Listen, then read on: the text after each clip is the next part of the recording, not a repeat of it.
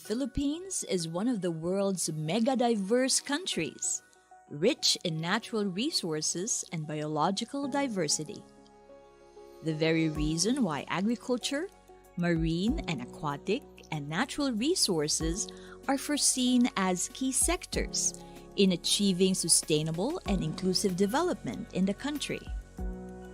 With the right policies and programs in place, backed with appropriate technologies and innovations, attaining development is not far from reach. This is where the Philippine Council for Agriculture, Aquatic and Natural Resources Research and Development, or PICARD, takes its ground. PICARD was established in 2011 through the merging of two sectoral councils under the Department of Science and Technology: the Philippine Council for Agriculture, Forestry and Natural Resources Research and Development, and the Philippine Council for Aquatic and Marine Research and Development. Consolidating these two organizations into one apex council broadened its coverage, as well as provided a unified and holistic approach in addressing concerns in the agriculture, aquatic, and natural resources, or AANR sector. The Council aims to provide strategic leadership in promoting science and technology, or S&T, as a platform for AANR products innovation and environmental resiliency.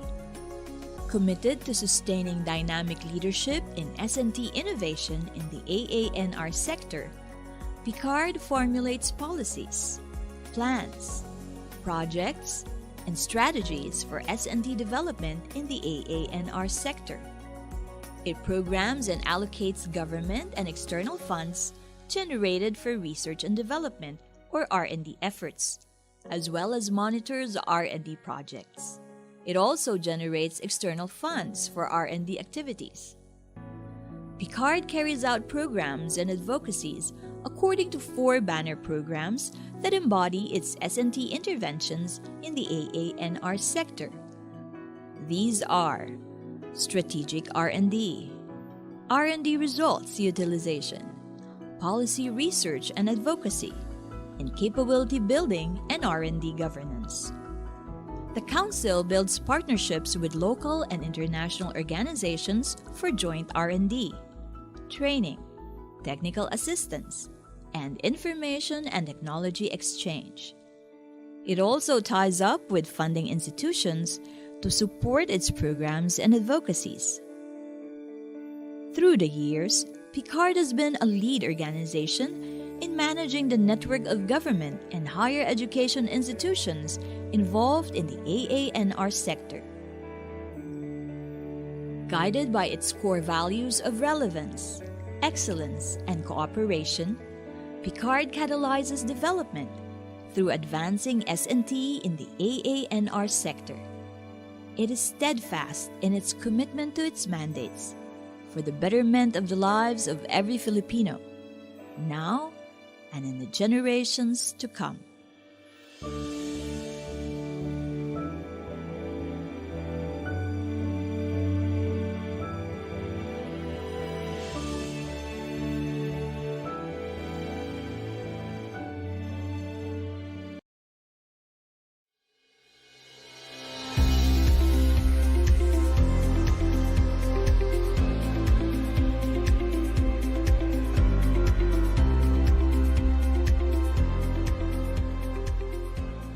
When the only notion constant is change, when information is obtainable with a single click of the mouse or a tap of a screen, humans seem to be at the center of it all, making them in sync with the changes, in constant motion. This is not limited to those living in cities whose hands seldom part with their gadgets. In rural areas, the innovations and discoveries in technologies are used to ease lives and bridge gaps in knowledge, skills, and practices. With the new knowledge and information being created, reproduced, and shared at a rapid pace, people constantly need to retool themselves to keep up with continuously changing work requirements, In today's digital age, people need to learn how to learn and learn anywhere and anytime. The University of the Philippines Open University, the fifth constituent unit of the University of the Philippines system, provides opportunities for people to pursue further studies through open and distance e-learning. In February 23, 1995, the University of the Philippines Open University was established. It is mandated to provide Filipinos all over the world wider access to quality higher education through open and distance e-learning, or ODEL. UPOU now offers various degree programs to learners located in more than 70 countries all over the world. These programs are under the Faculty of Education, the Faculty of Information and Communication Studies, and the Faculty of Management and Development Studies. UPOU also offers continuing education courses and massive open and distance e-learning courses. UPOU uses various information and communication technologies, computer programs and applications to deliver instructional content and connect teachers and learners all over the world. Now more than ever, UPOU continues to transcend borders and break barriers through constant generation of knowledge and open exchange of ideas. It persistently tries new mechanisms to reach a larger number of learners. It perseveres in mentoring learners who shall be change agents, equipped to participate in the co-creation of knowledge for the benefit of Filipino communities everywhere. True to its mission, UPOU shall continue to reinvent itself to provide 21st century education in an increasingly open world.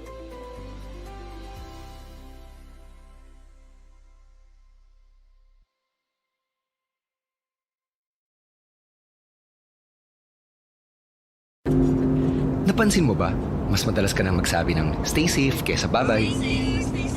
At aminin mo, nawili ka sa TikTok hindi para mapasaya ang sarili, kundi para mapatawang iba. Napansin mo rin ba na palagi na kayong kumpleto pag nagsisimba?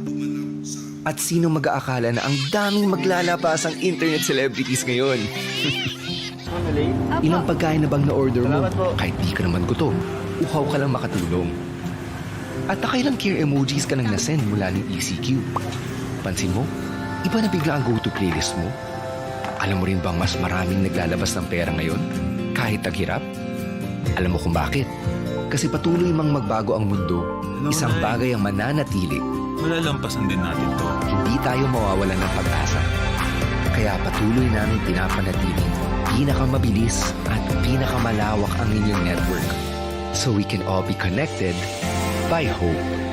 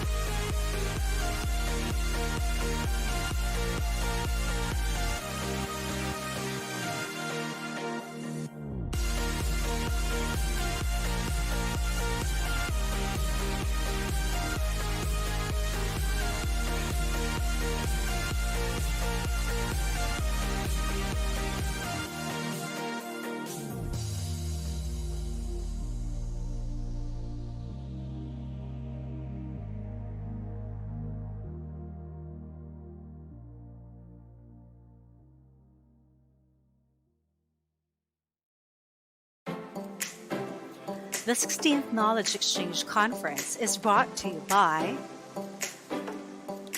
the Philippine Community eCenter Network Incorporated, or PhilSecNet, the Department of Information and Communications Technology, Philippine Council for Agriculture, Aquatic, and Natural Resources Research and Development of the DOST, University of the Philippines, Open University, PLDT, Working from Home, Discovering from Home, Quezon Power Limited and San Buenaventura Power Limited. Special thanks to our partners and donors. The Asian Institute of Journalism and Communication, Knowledge of Negros Occidental Provincial Government, Mauban E-Learningville of LGU Mauban, Quezon, Tayabas Community eCenter of LGU Tayabas City, Quezon, Mlang Tech4ED Center of LGU Mlang, Cotabato, San Fabian Tech4ED Center of LGU San Fabian, Pangasinan, Villanueva Tech4ED Center of LGU Villanueva, Misamis Oriental, San Remigio Tech4ED Center of LGU San Remigio, Cebu, Siayan Tech4ED Center of LGU Cheyenne, Zamboanga del Norte, Ideal Prime and Jason Redoblado.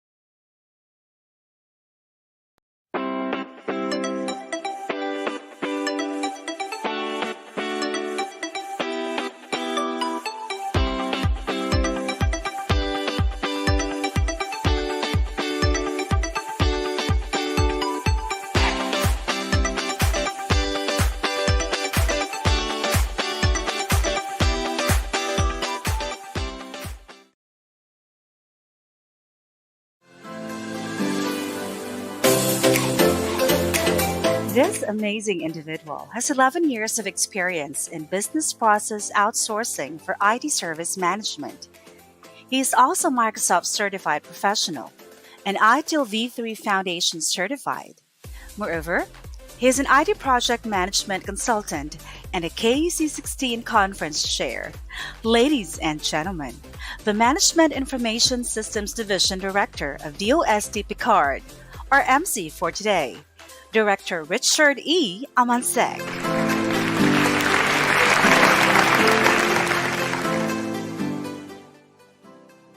Good afternoon, everyone. Welcome to the 16th Knowledge Exchange Conference. For those who are new to this event, the Knowledge Exchange Conference, or KEC on eCenters, is an annual gathering of ICT for development and public internet access advocates, which include local chief executives, knowledge managers and workers, industry players in research and development, telecommunication, energy generation, the academe, and other eCenter stakeholders in the country, particularly Tech4ED Centers. It is considered to be a venue where networking is espoused. Best practices on eCenters operations, services, and applications are shared, and ICT trends and updates are unveiled and showcased.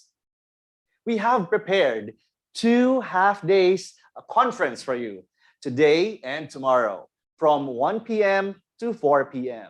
And we are broadcasting this live on PhilSecNet YouTube channel and the UPOU FICS and UPOU Network Facebook pages. We are so delighted to have you all today. We have about 80 participants, and some are still turning in and logging into our channels from Facebook and from YouTube. So why don't you use those comment box and chat box, warm up your fingers and let us know where you're joining us from, your affiliation, your company, your location, even your country. We'd love to engage with you and you with us through this 2 days conference. So go ahead, type it in, and we'd love to see how you are doing today. To those who are asking, what is an eCenter? eCenters were established primarily to provide internet access to the public or to connect and link the community to cyberspace. This creates a hub for digital literacy training, online access to government services, employment, entrepreneurship opportunities, and recently, for the National Vaccination Program sponsored by DOH and the LGUs. So let's see if we can have those messages from our audience.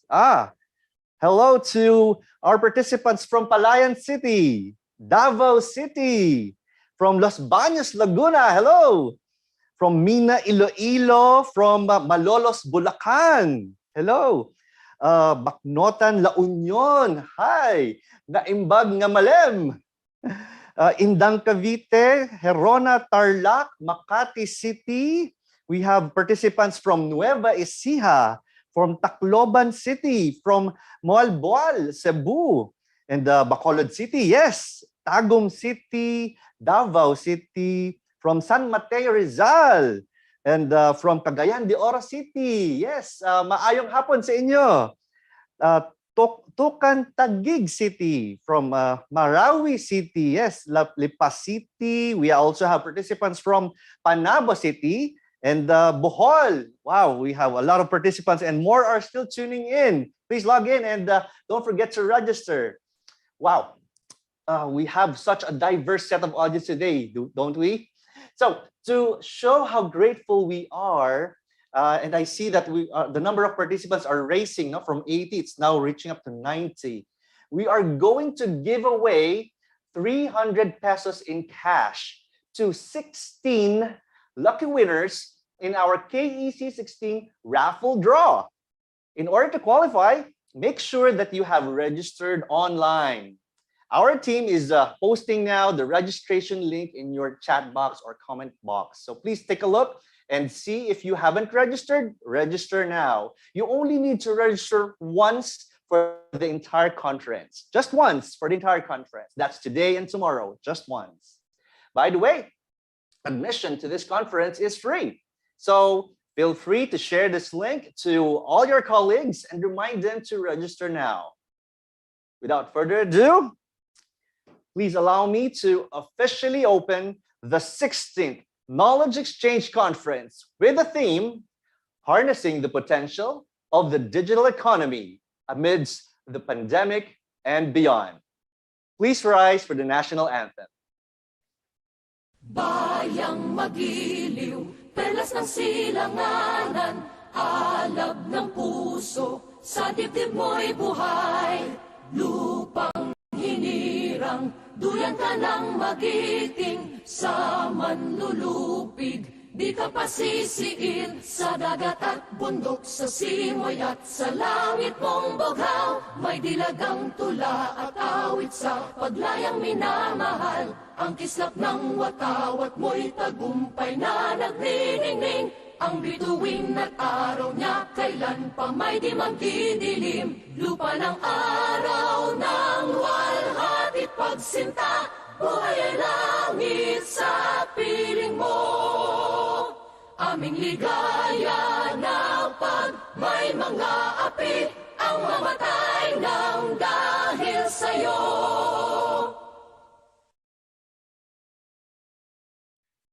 We have invited the Undersecretary for Digital Philippines and Communications, or of the Department of Information and Communications Technology, or DICT. Due to a very urgent matter, he sent us a courtesy video of his message instead. So, ladies and gentlemen, our keynote speaker.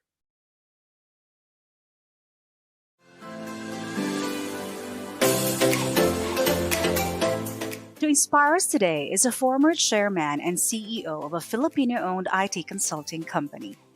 He further served as Chief Technology Officer at the Philippine Dealing Systems Holding Corporation and Philippine Stock Exchange.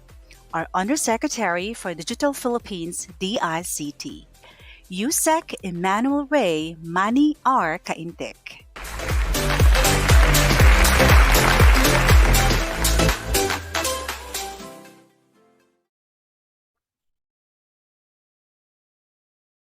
All the officials and members of the Philippine Community eCenter or PhilSecNet, to all local chief executives, knowledge managers, workers, eCenter stakeholders, and to my colleagues in the DICT who are present here today, isang magandang araw po sa ating lahat. We are living in a fast-paced world. As such, we at the Department of Information and Communications Technology have always wanted to improve the Philippines' ICT landscape with our global neighbors. This goal has even been more highlighted at the onset of the COVID-19 pandemic. Not only in the Philippines, but also across the globe, we have all experienced the crippling effects brought by the pandemic. Loss of livelihood, environment, numerous lockdowns. These are just some of the few challenges that we had to go through the past 2 years. Cannot be denied how technology played a vital role in the country's adjustment to the new normal.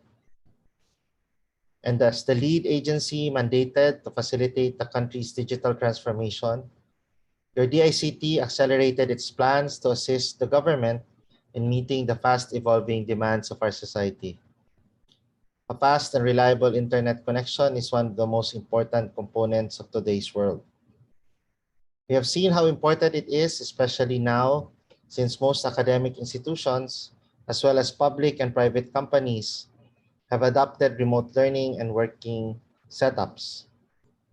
For this purpose, we have been focused on the establishment of the digital infrastructure foundation in the country.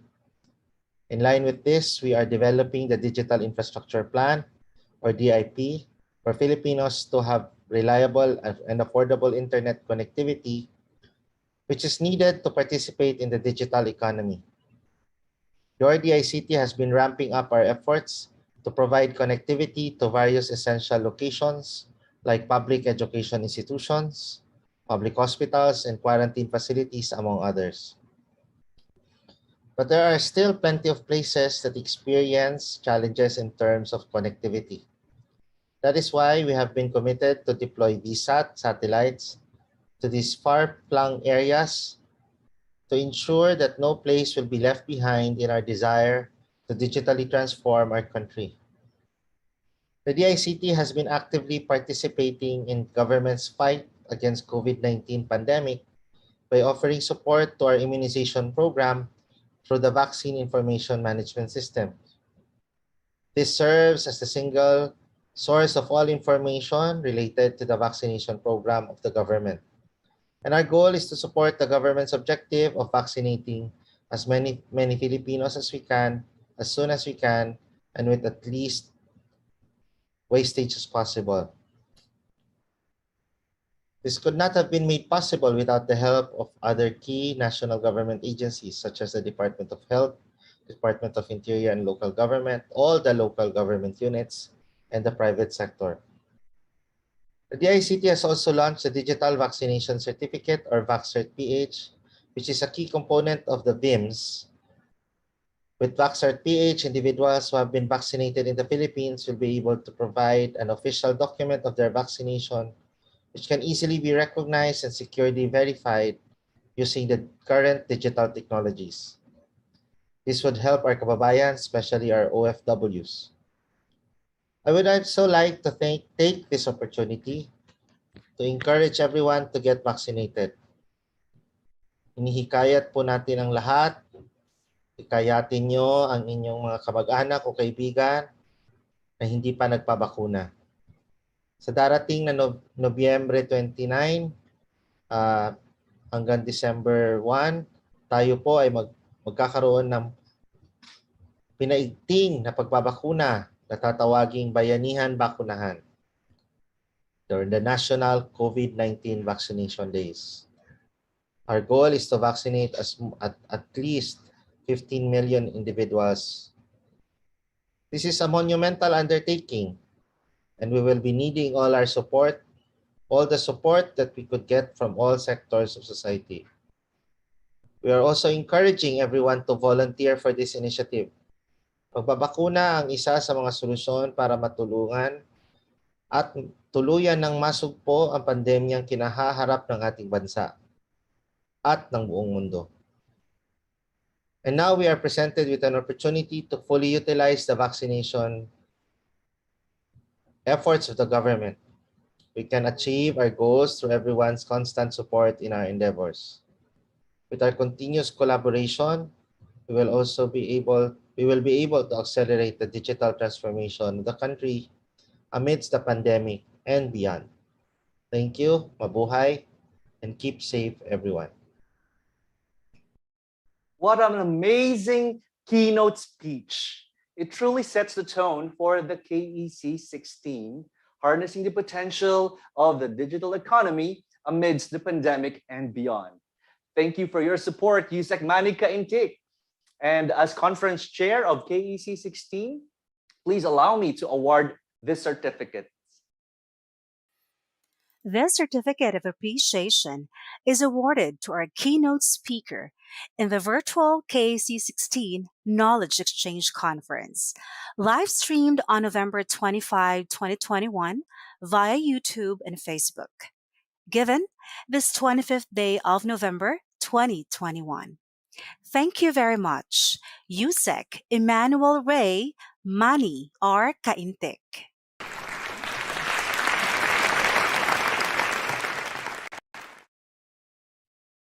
We would love you to engage with us throughout the conference.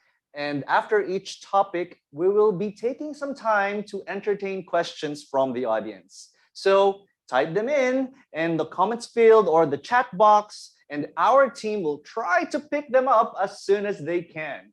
So we could have a more meaningful discussion with our speakers in the question and answer portions, okay?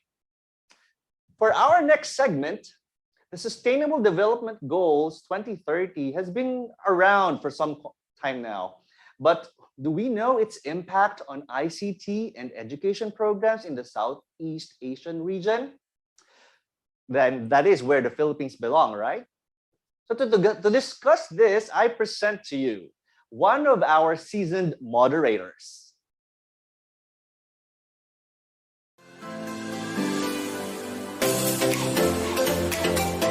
Our moderator for today has a diploma in Bachelor of Arts, major in philosophy, and another diploma in Master of Arts, major in education.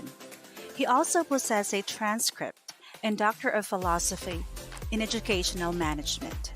Apart from that, he is an instructional design consultant for distance education programs and online learning modules.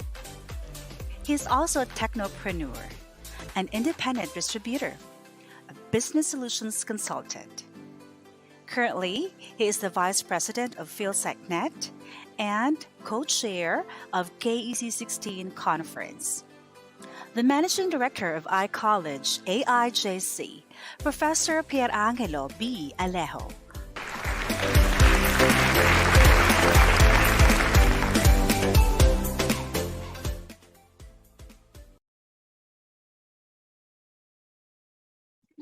Hello, good afternoon, everyone.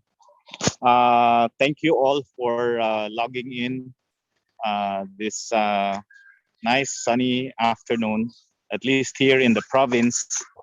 I'm connecting from Nueva Ecija. Good afternoon to all our esteemed guests, my colleagues in the PhilSecNet board, and our very helpful professionals from UPOU, our sponsors, and especially those who have logged in as participants to our yearly conference. Good afternoon.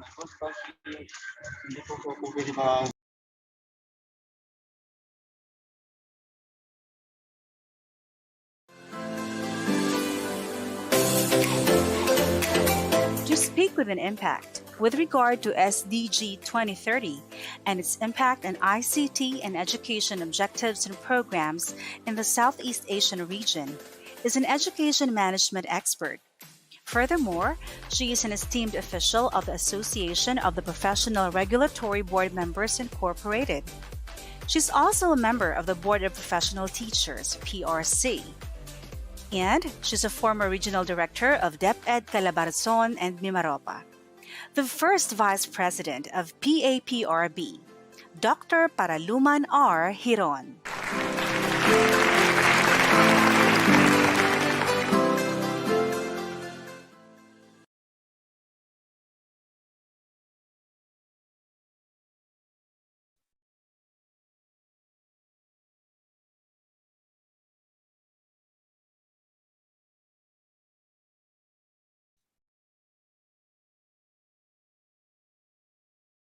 Go ahead, Sir Pierre. Are you still with us? Yes, thank you, Dr. Ramansek. Thank you very much. So as we await for our backroom support to show the short presentation that Dr. Hiron and I prepared for the conference. Can everyone see? So I'm afraid I have to play two hats. I have to wear two hats today. One as I hope to give justice to Dr. Hiron's insights on the topic SDG 2030, its impact on the ICT and education objectives and projects, activities, not only in the Philippines, but in the Southeast Asian region. So as moderator, I will also try to do justice to moderating for myself as I present the insights of Dr. Hiron. But the good news, ladies and gentlemen, the good news, my friends, is that Dr. Hiron and I work on several occasions at the Professional Regulation Commission. So we are closely associated with the trends with respect to PRC and PAPRB guidelines, policies, and activities. And we have a common professional interest and engagement as education consultants, no, education experts or specialists.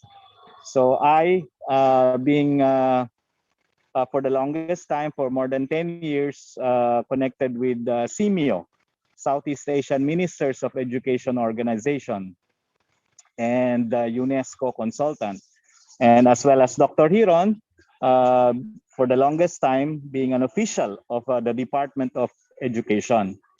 So, my friends, let's proceed with our short presentation. In the next slide, Miss Julianne will assist me in presenting to you this deck on SDG 2030.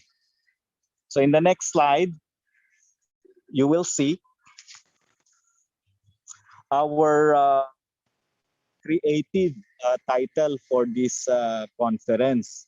And you can see the images of the creative title, Reimagining ICT and Education, Petrichor in Pandemic Time. Pardon the vocabulary, no? That's the only highfalutin word in this presentation, but petrichor pertains to, if you're familiar with the scent, no? the smell of an after rain from the field or from the farm. No? If you're near a farm, if you are out there in the forest, in a foliage, after a certain storm, after a torrent of rain, you will smell that familiar scent of the natural grass or the pinipig or the rice field or the vegetative life surrounding you. You will smell that natural after rain scent. So in like manner, the analogy presented here is that despite the more than almost 2 years, no, of challenges and difficulties in a global pandemic, COVID-19 pandemic, no, how do we reimagine? How do we rethink policies, programs, and projects in ICT and education, given that globally there is a world goal, in fact 17 goals to have a sustainable future. There are 17 goals ratified by all the member states, countries around the world, facilitated by the United Nations and through the UN agencies like UNESCO, UNICEF, UNDP, etc. All governments around the world are now familiar and committed with these 17 goals, and we call them SDG 2030. By the year 2030, these sustainable development goals are not only being dreamed of, achieving. So Dr. Hiron and I present to you the key insights for this topic. Next slide, please. Surviving the global COVID-19 pandemic requires sacrifice. So this is the first big word, first big idea, sacrifice. In the next slide, it gave us, as you cannot not argue, you can never argue with anyone about this. No? The pandemic gave us resilience, hope, and rebirth. Despite many people suffering from the disease, many people suffering economically, there is still hope. There is still that struggle to overcome the challenges and difficulties, and there is rebirth. Just like our analogy of the petrichor during pandemic time. Next slide, please. So, as you can see from that image, the true leaf emerges from a seedling that was planted or that was left surviving there in a patch of good earth. A seedling can grow and bear its true leaf. Farmers will normally refer to the true leaf as a sign of a plant surviving an accidental planting or an intentional planting. So pag meron na pong true leaf yan, siguradong lulusot na po yung tanim. Next slide, please. So a professional sacrifice. I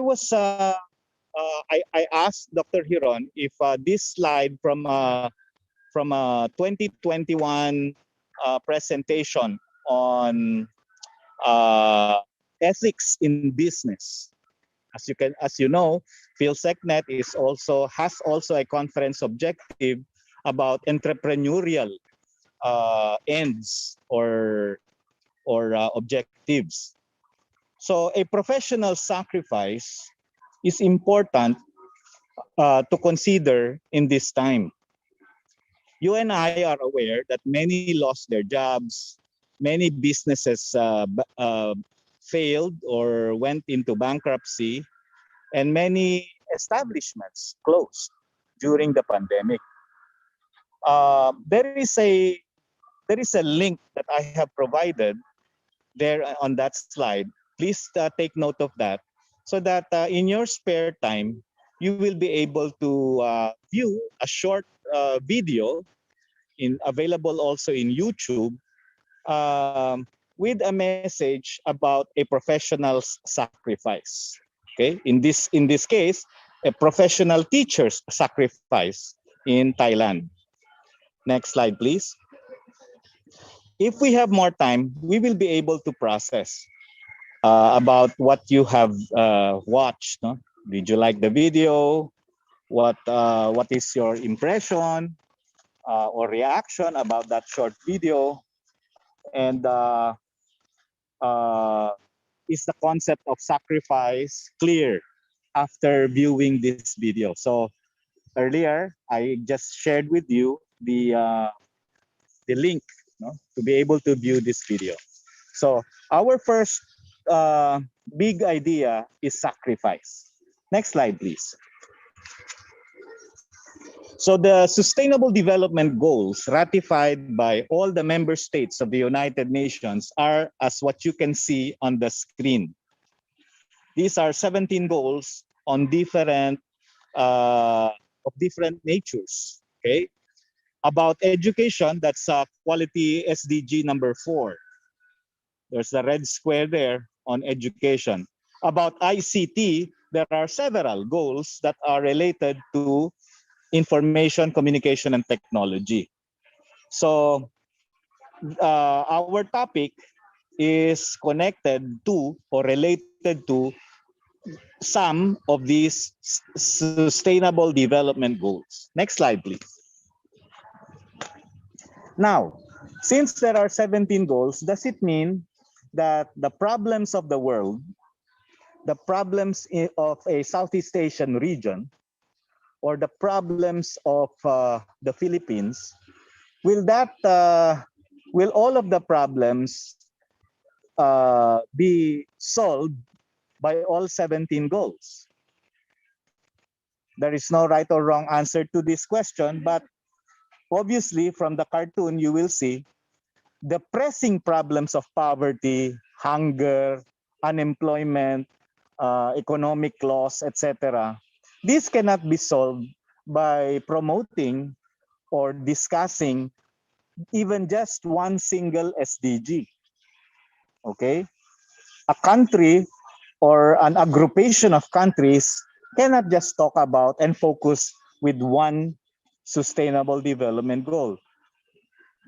All of us must focus our energies on all 17 goals. As you can see, Mr. Bean there in that cartoon is presenting all 17 goals, not just one. We are all concerned and we are all part of the solutions to all 17 goals. Next slide, please. Now, goals SDG 3, 4, 8, 9, 10, 11, 12, 16, and 17 are the specific SDGs that relate to education and ICT. Next slide, please. Now, PhilSecNet is related to all the Tech4ED centers in the country, to all the eCenters, community eCenters across the nation. We are all inviting the Tech4ED centers, and therefore the managers and knowledge workers and their local chief executives, the mayors, the municipal and city officials, the teachers, the librarians. We are all inviting you in the campaign of rethinking, reimagining, reinventing, re-engineering ICT in education. The Tech4ED centers, or the eCenters, were built upon the foundation of ICT in education. I'm sure you will agree, Tech4ED center managers. All of this is about a futuring. All of this is an exercise of looking at and contemplating the futures of education, the futures of education and development, and utilizing technologies that will advance the objectives and goals, aims of education. Next slide, please. So in this slide, you can see the web page of UNESCO. There is also a link in yellow color. When you click that link from that slide, you will be brought to the page where you will be able to see the YouTube channel video of the futures of education. This is the latest, my friends, ladies and gentlemen. This is the latest publication or the findings of all the research and all of the diplomatic discussions, meetings, high officials meetings, and ministerial meetings. All the effort of the workers for ICT and education is now embodied or crystallized in this document, the Futures of Education, the global initiative to reimagine. So this is UNESCO's Futures of Education initiative to rethink education. This was started by the UN Secretary General Irina Bokova to invite world leaders, to help all of us workers and specialists to come up with policies and curricula that will be able to help school-age children and school-age children out of school. And of course, higher education as well, and technical vocational education and training. Next slide, please. So with regard to the Southeast Asian region or the Asia Pacific region, CMEO has this publication, Integrating Education for Sustainable Development into Pre-Service Education in Southeast Asia. This is your guidebook for teacher education institutions. So when it comes to the international organization CMEO, or Southeast Asian Ministers of Education Organization, in cooperation with UNESCO and other partner stakeholders, this is a key publication with regard to pre-service education. Previously, I shared with you the link so that anytime you can view the latest video, okay, the latest video from the UN or through the UNESCO website. Next slide, please. So this is mostly related to Sustainable Development Goal number 4, acting together for education. So you can see there on the screen the key publications. Okay, the one on ensuring quality education for all by UNESCO, and the CMEO strategic plan. Okay, so if you are interested to enrich your research, you can refer to these documents, okay, to these publications. Next slide, please. So the key and latest document, international document on the topic is Reimagining Our Futures Together. Okay, This is supported by various international and regional projects that will help policymakers and practitioners to precisely reimagine and re-engineer the current status of education and information communications technologies. So all of us have a share and have a role in determining these ends. Next slide, please. It is also to address global citizenship education, or GCED. This is UNESCO's response to the challenges. Global citizenship education, meaning we are not only Filipinos, we are also citizens of the world. We are also netizens of the cyber world, okay, of the World Wide Web. And in the World Wide Web, for example, social media, there is a lot of negative realities in social media. One of which is the proliferation of fake news, fake information, erroneous information, hate speech, and other contemporary challenges. Now, global citizenship education also addresses that, okay? Because it aims to instill in learners the values, the knowledge, the attitudes and behaviors that support responsible citizenship and responsible global citizenship, as well as creativity, innovation, and commitment to social justice, peace, human rights, and sustainable development. So, my friends, this is not just a fantastical, nice to have, good to hear ideas or inputs. We hope through the KEC16, we hope through national conferences like this, you are also kept abreast with the latest international developments and priorities. Okay, so in the next slide, you will see there another big word, well-being. So this will be the latest forum or gathering in Paris, France. There will be the 5th UNESCO Forum on Transformative Education from November 29, just a few days from now, up to December 1 this year. So I am informing you that in Paris, if you have the resources and the time, join us for the 5th UNESCO Forum on Transformative Education. Bienvenue. Welcome to beautiful City of Lights, the most beautiful city of Paris. Okay, so that's the latest. Now, going back to the big word well-being, UNESCO's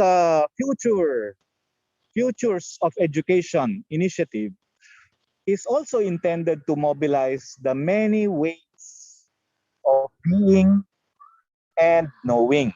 So if there is any one of you listening right now who is familiar with the Delors report, yung learning to live, learning to live together, learning to be, learning to become,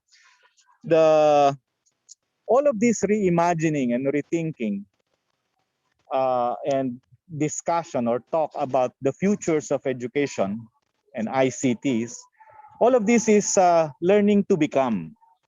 Okay, learning to become at this point in our millennial existence.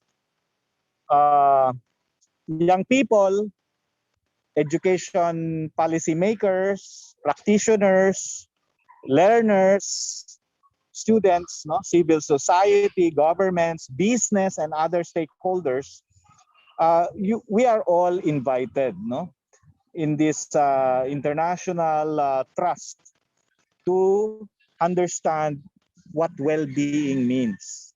On a personal level, this is an ordinary term, but it connotes a whole lot of meaning, no, of the various meanings, different interpretations. But this term well-being is now being recognized more and more in international documents. Next slide, please. It is well-being versus wellness. You know, wellness is a new age term used and abused by many organizations and individuals who have probably other interests or agenda. But between the two, between well-being and wellness, well-being is more, shall we say, more universal and more neutral, no? And more unlikely to be labeled as a negative term. No? Well-being is more all-accepting, no? Rather than wellness. No? Wellness is, for example, immediately you can associate the term with physical well-being. No, when you go to a spa, when you go for a massage, when you go for some aesthetic activity. Rather than well-being, it's not only something physical. Huh? It's also spiritual well-being. It's also physical, moral well-being, professional well-being, etc. Next slide, please. So reimagined and futures learning and knowledge in a futures of education initiative will also talk about culture and the environment, responsible citizenship, learning systems, science, technology, and innovation. So there's the source there. By all means, please take advantage of the availability of the correct information for your research, for your partnerships, for your initiatives from this slide. Next slide, please. So going back to what I shared with Dr. Hiron, when it comes to professionals, practice, and ethics and qualities, referring to core skills and attitudes, more and more peoples around the world, organizations in the region, now will put value to core skills and attitudes. Employers will not anymore only talk about life skills or core hard skills. Employers and partners will now look for and will aim to develop specific core skills and behaviors, attitudes. So people are now accepting that character is very important in studying, in pursuing civil degrees, advanced studies, research, in pursuing science, in pursuing technologies and the development and use of technologies. So what skills? What skills and attitudes? Well, specifically, concretely, I can list 12. Okay, so you can see from the slide 12 core skills and attitudes. And to catch your attention in browsing through a list of 12 specific items there, on a red font, using that color red, giving. And therefore, in the next slide, may I invite your attention to another big word, okay? Another big term, big idea. So we already have sacrifice. Then we already have well-being. Now, what's the next? Next slide, please. In the next slide, there is another link to a video. I don't know if we have time for a video, but maybe we have time for this one. Is that possible for our backroom support to play the video on the joy of giving? So our keywords are sacrifice, well-being, and giving.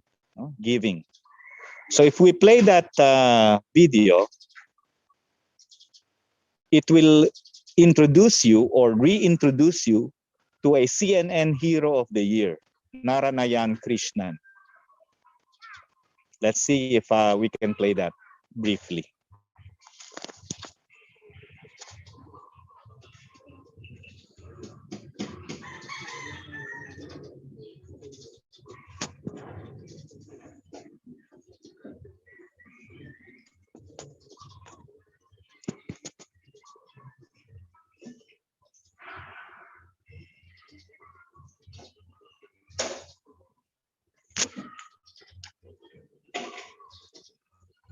Anyway, if backroom support cannot locate the video from the YouTube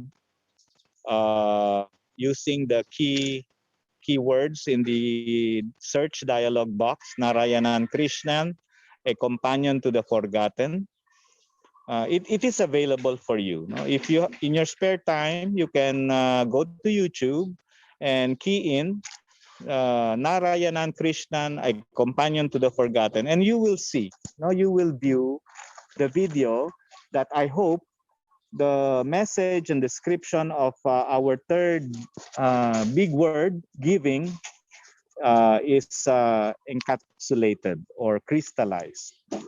Okay, next slide, please. So examples. So what are the examples? How does the SDG 2030 impact on ICT and education? So far, Dr. Hiron and I gave the impetus of ideas. We need to sacrifice. We need to continue the sacrifices. And we need to continue the giving during this pandemic time. I don't know if it will loosen up eventually, sooner rather than later. But going back, please. Going back to the previous slide. But what are the examples of the impact on research, for example, on the impact on economic losses? Many of our kababayans, in any province, in any city, even in NCR, many were left without jobs. Many poor people, wage workers, suffered from the pandemic, from the multiple lockdowns, and from the disease itself. Despite the vaccine, despite the prevention measures, despite the IITF health protocols, people continue to suffer. But here, on the international stage, we have a blueprint. We have a fantastic blueprint, specific goals that world governments promised, committed that they will help through their governments, through their policies, through their budgets, for people not to suffer, for people to continue achieving quality education, for people to continue having better paying jobs, good health, and play fairly well in the field of business. So what are the examples? If, ladies and gentlemen, we continue to sacrifice and we continue to give, examples can be like, if any one of you are interested, please privately message me and I will give you immediately a 3-minute video of a concrete example of, let's say, a good education opportunity and entrepreneurial opportunity. Good education and entrepreneurial opportunity. That's a concrete example of how you can, how these SDGs impact on ICT and education. And to give you a preview, I cannot demonstrate it for all of you right now. To give you a preview of that education and entrepreneurial opportunity, it is utilizing the technology of an app. You know, an app, APP, application.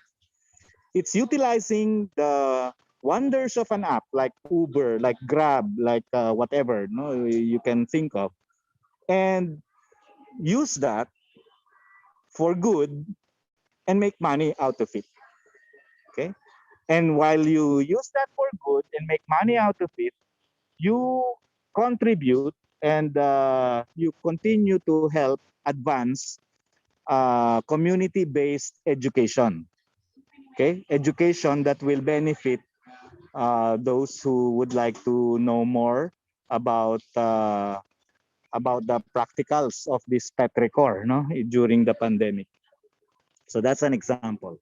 Another example is in formal and informal and non-formal education. If we continue to sacrifice, we continue to give, we will appreciate more the local opportunities available through legislated rights and the opportunities of people belonging to a country, to a nation, to a city, to a province, to a barangay.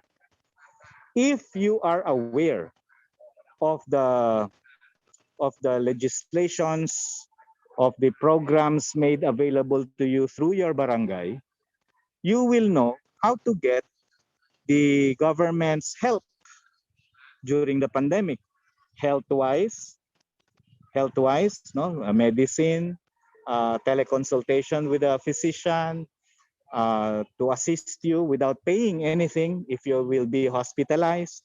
Well, that's another concrete example. If you continue to sacrifice and give, you will more and more meet people, ordinary people, rich and poor alike, big people and small people, or, you know, pardon the description, but the so-called big people and small people volunteering themselves, no?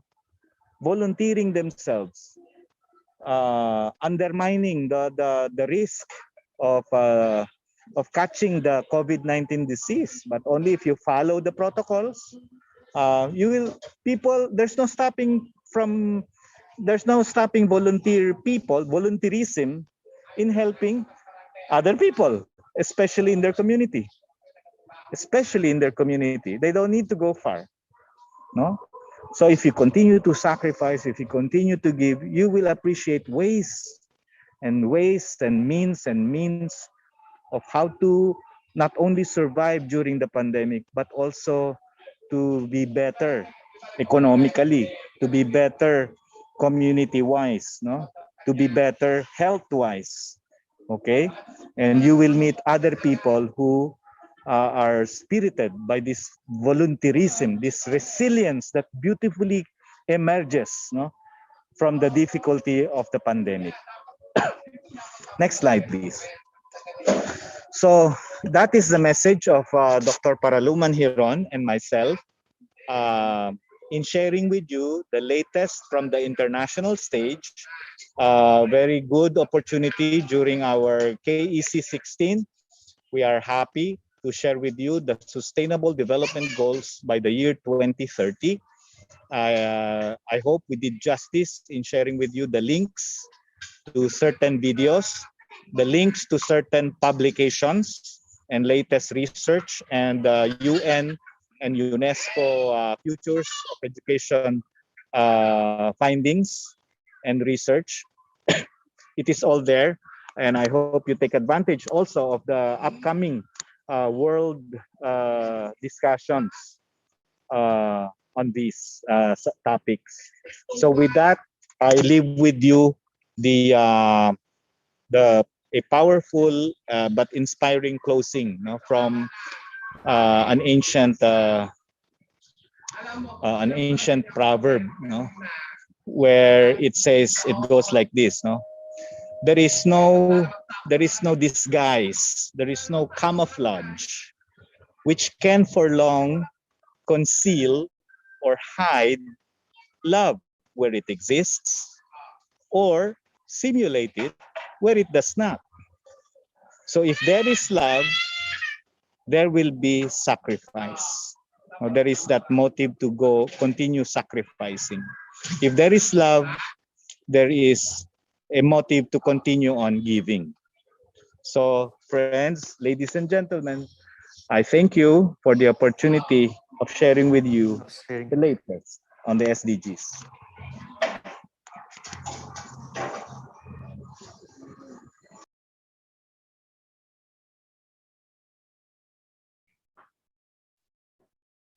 What a great way to set that international perspective for this year's theme. Yeah, sacrifice, love, give. Very, very significant words.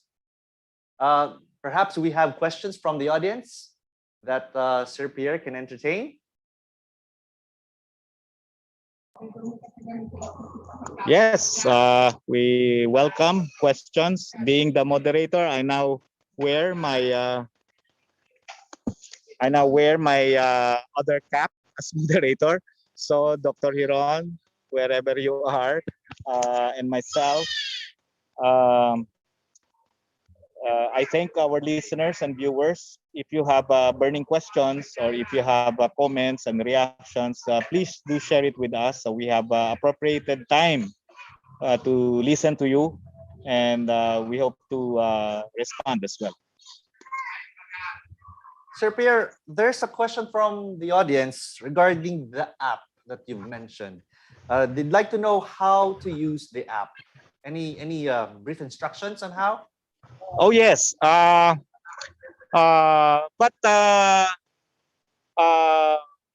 for purposes of putting the sharing of such information uh, in a professional way, I think I made mention of privately messaging me, because to be honest with you, we have several sponsors who were trying to put their acts together in supporting the 16th Knowledge Exchange Conference.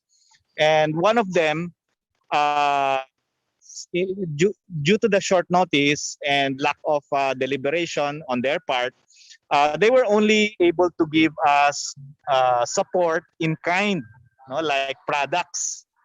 And another one, like a local mayor, was able to only support the conference by committing a certain amount that is not even part of the packages for sponsorship. So I couldn't say or do more other than that. So, but for the app, it involves one of our quiet sponsors. Okay, so they develop an app that they have used in their business, in their company, to include services that people in the community need, like, for example, plumbing, electricity, repairing appliances, water tank, services like that. And at the same time, services and entrepreneurial opportunities like selling products, food products, and franchises. So it's app your service.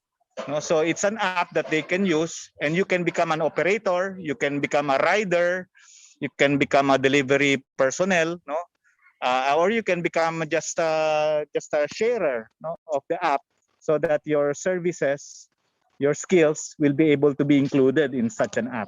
Like if you're a plumber, if you're a therapist, if you're etc. So if you're interested in that, just send me a private message or email me. I can share with you a link to a video on how you will be able to appreciate in its entirety what the app is all about, and what opportunity lies ahead for just a very manageable effort, and capitalization, very manageable during the pandemic. So I think it's a good way to help also other people.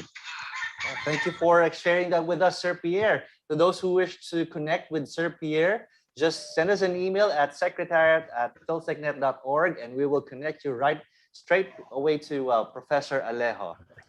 Let's have a look if we still have questions from the audience. Looks like they're all satisfied with what Sir Pierre and Dr. Hiron has presented to us. So again, thank you, Sir Pierre, and please extend our thanks to Dr. Hiron as well. I am pleased to present to you your certificates of our appreciation. These certificates of appreciation are awarded to our resource person and moderator in recognition of their participation on SDG 2030 and its impact on ICT and education objectives and programs in the Southeast Asian region. Live streamed on November 25, 2021 via YouTube and Facebook, given this 25th day of November 2021. Thank you to our speaker, Dr. Paraluman R. Hiron. And thank you to our moderator, Professor Pierangelo B. Alejo.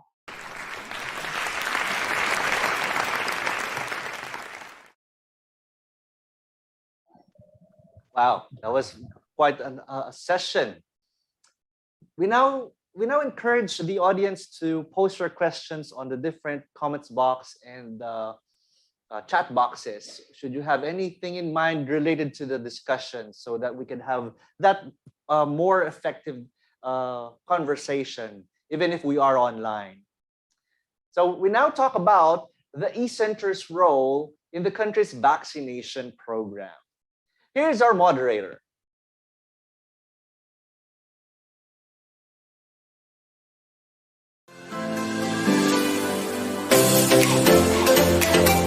Who is our moderator for today?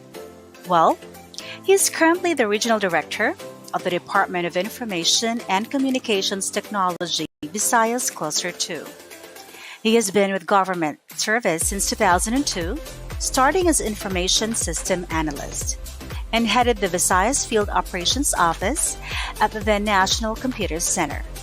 He has worked with a number of projects with international development organizations such as USAID of USA, AUSAID of Australia, JICA of Japan, GIZ of Germany, CIDA of Canada, and the Asian Development Bank, or ADB. Currently, he is also the chair of the Regional Development Council Committee in ICT. Aside from his role in government, Director Amores, a notable part of his career, was also spent in the academe, where he used to work at the University of San Carlos University of the Philippines, Cebu, and Cebu Doctors University, where he taught subjects such as investments, MIS and systems analysis and design.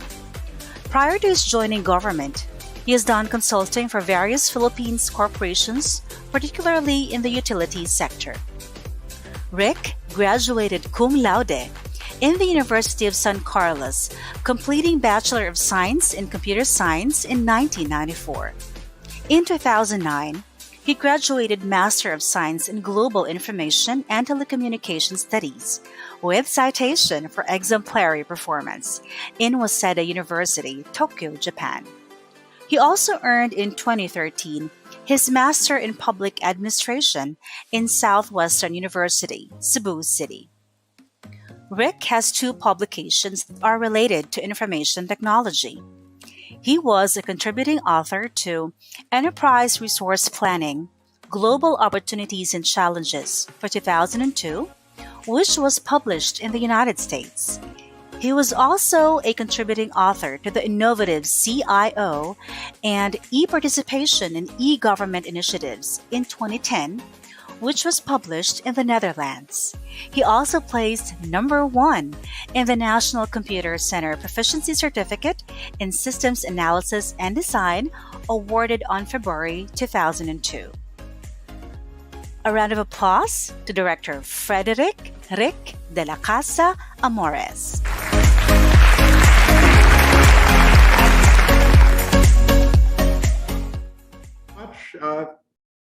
Thank you very much for the intro. I didn't realize that's a very long introduction.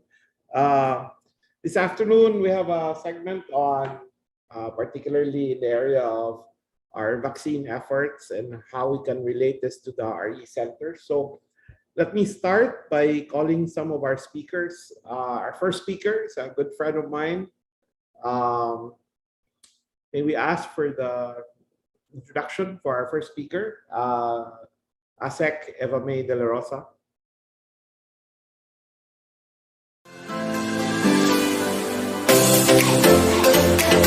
She is the Department of Information and Communications Technology, OIC Assistant Secretary, tasked to assist the Undersecretary for Digital Philippines for effective, efficient, and robust implementation of the Vaccine Information Management System, developed by the DICT for different stakeholders in support of the National Immunization Program of the government.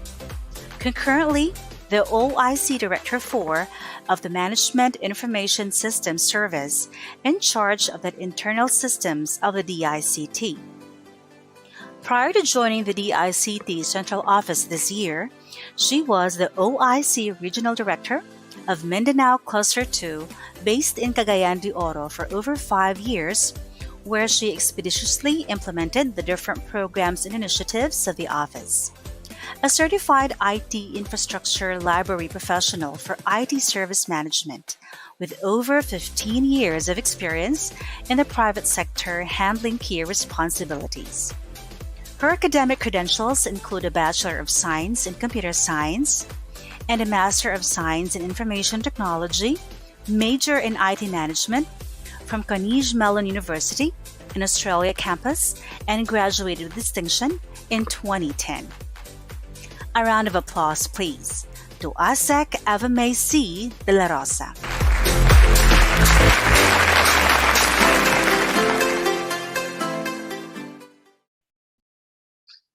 Hi, good afternoon, everyone. Good afternoon to our moderator and to everyone here.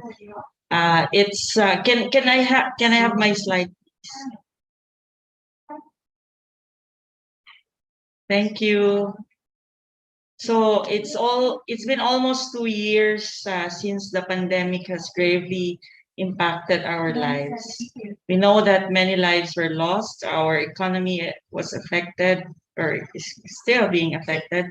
And because of this, many Filipinos lost their jobs. To aid the vaccination efforts of our government, your Department of Information and Communications Technology was assigned to lead in the Vaccine Information Management System rollout. Today, I will take you through the efforts of the DICT in provisioning a vaccination system for the local government units. Next slide, please. Vaccine Information Management System, or VIMS, takes care of the data capture, storage, processing, and analytics for immunization, administration, and supply chain management. And its administration, or the administration of COVID-19 vaccines to the identified vaccine recipients, with the goal of vaccinating the target population of the Philippines through a robust vaccine information management system. It is crucial to ensure the correct reporting and analytics to track vaccine inventory and the progress in vaccinating the populace. Next slide. In enabling the COVID-19 vaccination journey, the processes and activities displayed in this slide is supported by various systems that the ICT has developed to contribute to the national vaccination targets. From master listing to inventory tracking and reporting to vaccine administration and the digital vaccine certificate system, or VaxCert PH, which will be presented by my colleague after this talk. Next slide. So most of you here have been to a vaccination center. When there's no system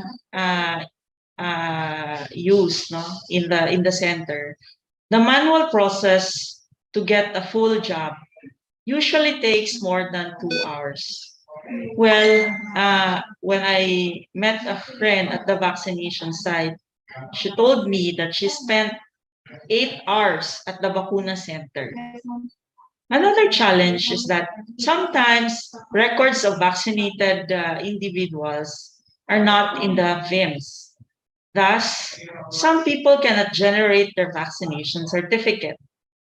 For an ordinary citizen, one might ask, is there a better way of doing things?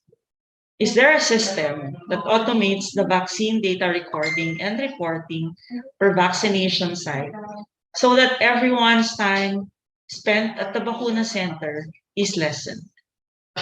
Next slide.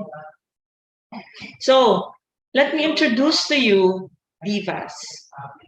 The implementation of the DICT Vaccine Administration System, or DVAS, has manifested different benefits, such as decreasing the average vaccination time per person from 20 minutes, of course, that is excluding the waiting time, to 3 to 5 minutes, as was seen in our 3.0 or DVAS 3.0 in pilot site implementation in Carmona. Apart from shortening the vaccination time and eliminating the process of encoding vaccine records every night after the jabbing, with DVAS, searching for names master listed and those for second dose is only a matter of seconds, unlike using paper and pen when recording the vaccine record. Other benefits include increasing efficiency in report generation from the usual 3 hours to an average of 30 minutes, reducing errors in reporting and lessening the risk of loss of the paper used in recording. Next slide. So out of the more than 1,600 LGUs in the Philippines, the ICT, through our regional office, have conducted several roadshows, resulting to 1,500 LGUs that have already been trained or introduced to DVAS. Currently, there are around 290 LGUs that adopted DVAS. And this is a total of more than 300 Bakuna sites. These Bakuna sites have a total of 851 teams, wherein one lane or one team jabs around 100 vaccinees per day. San Juan and the city of Pasay are among the biggest cities using the DICT VAS. There are LGUs in the pipeline who have formalized their interest in adopting and using the DVAS and has signed their letter of intent. Next slide. DVAS is a system designed to help the vaccination or the Bakuna centers to gather information electronically to minimize human error, to lessen and cut down the time spent during the execution of the vaccination process, as was mentioned to you earlier, and to shorten the process in preparing the end-of-day reports mandated by the DOH. DVAS has two versions. One is a web-based system, best applicable for locations with good internet connection. And another is an offline version, designed as a mobile application for ease of access and to allow local government units to use a system even without an internet or even without using internet. Next slide. So to provide a better, safe, and secure vaccine administration system to the LGUs, DVAS has undergone a series of upgrades and case studies, which is why our DVAS features are the following. It is scalable. It allows LGUs to add multiple users for expanding sites. Let's say an LGU has more than one site, then that's doable with DVAS. The system is also accessible through different devices. You can use laptop, you can use desktop or tablets, and even mobile phones.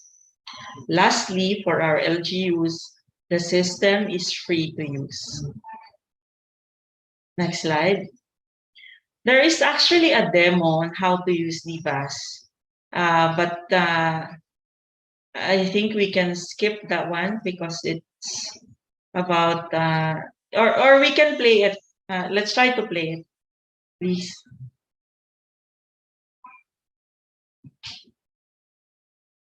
Ayaw po ma-play? Sige.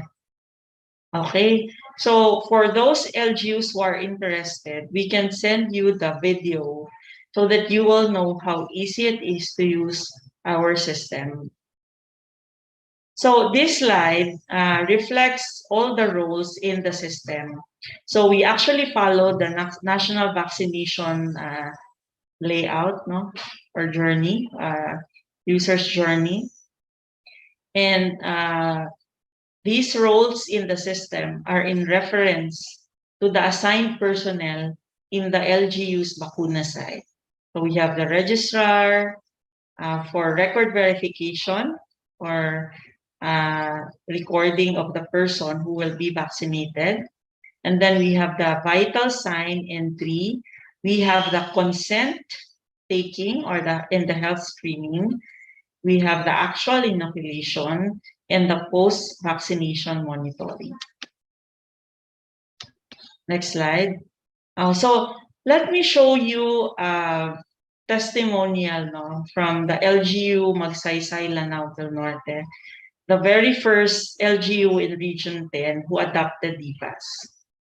Please look, read, and listen. Thank you.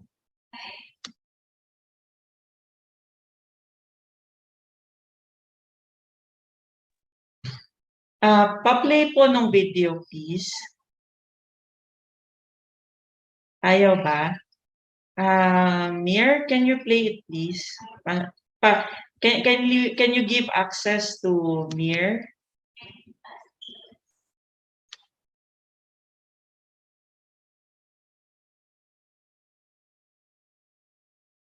Mir Garganera, kindly play the video.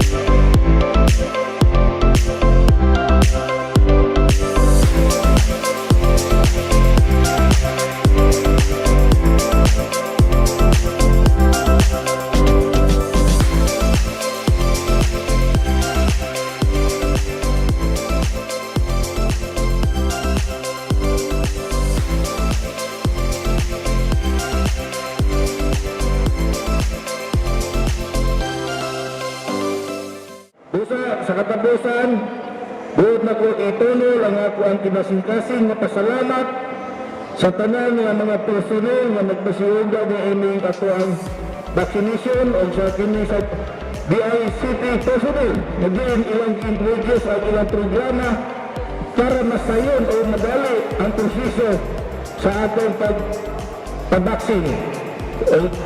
Maraming salamat o maayong buntag ka natong tanan.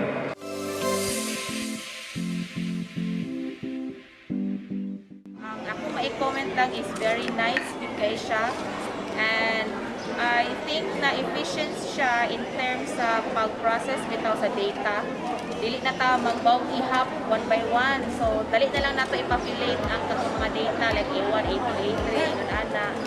And then direction na siya mas kanay ang iyahang process compared atong gadala-dala ta og mapili sa isa tag-ihap niya. Kapay problem ato makalimot ta og tick, no, nga uban wala na ang records kanina siya, dili na gyud nato siya mawala kay na naman tay electronic na records sa iya. Ako si David Estudyante Maracas, ako ang vaccine site manager dito sa Magsaysay, Lanao del Norte.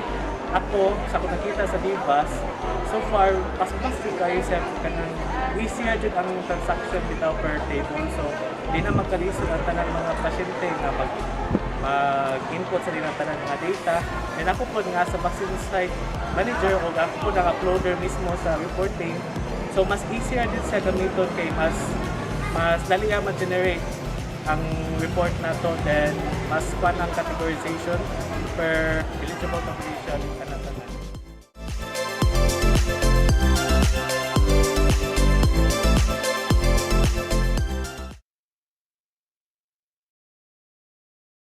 I hope you read the the translation.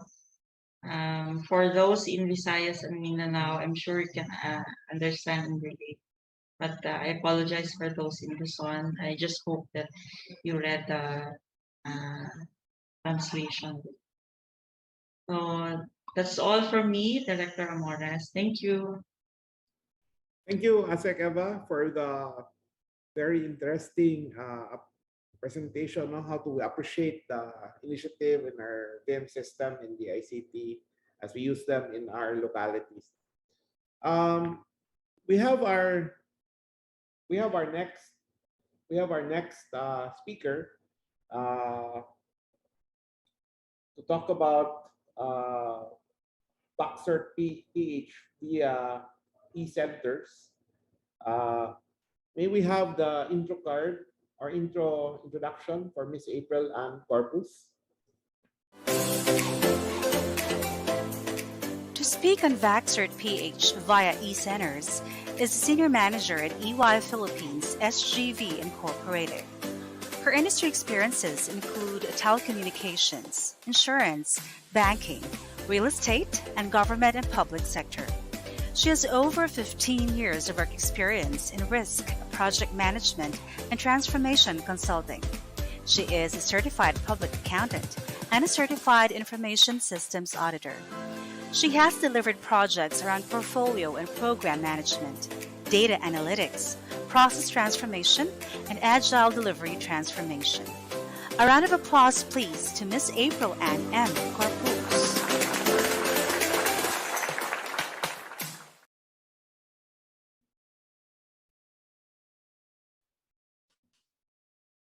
Yes, good afternoon, everyone. To the attendees of this year's KEC conference, thank you for having me. To the organizers, thank you for having me today to speak about the VaxCert PH. If I may request for my slide, please.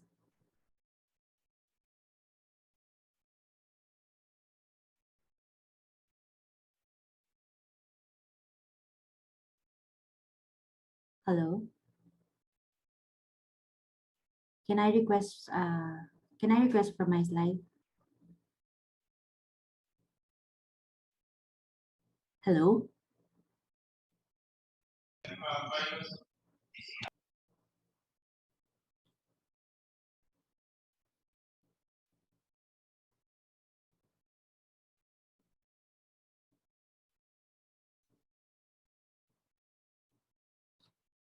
Miss April. Yes. Can someone bring up my slide? Yeah, the slides are coming up shortly. Meanwhile, let me ask a little bit about your day. How's it going?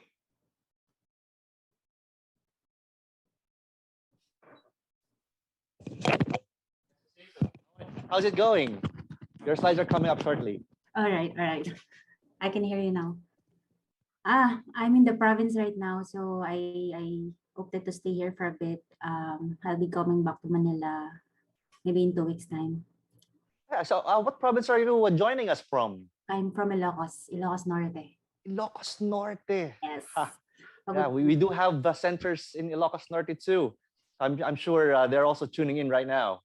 Yes, I think someone I think in the KEC16, I think an Ilocano presented in that conference. Oh, yeah, KEC15. That is exactly true. Yeah. I think your slides are ready now, so take it away. Yes. Yeah, so what province are you joining us from? I'm from Ilocos Norte. Ilocos Norte. Yes. Yeah, we do have centers in Ilocos Norte too. I'm sure they're also tuning in right now. Yes, I think someone I think in the Hello? Am I audible? Yeah, yes, April. We can hear you. Okay, thank you. If someone can just present my slide, please. Yeah, maybe ask the technical team to have the slides of Ms. Corpus, please.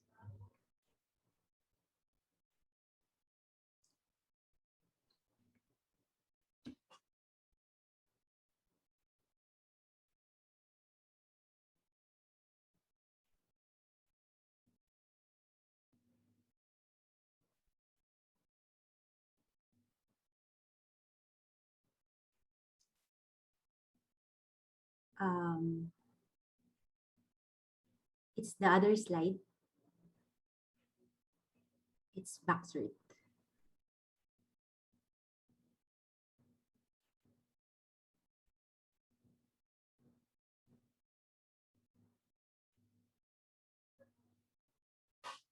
This is really the challenge of all these virtual conferences. No? I think if it's not connectivity, it's the technical back end that's the challenge. No? It's the new normal, I guess, for this kind of conferences. So I think it's something that we have to get used to and hopefully be better at in the future. Yes. Yeah, maybe as we wait for the slide, I just would like to congratulate the organizers of this event. So I understand you've been doing the virtual event for 2 years now, and so far you've been very successful in it.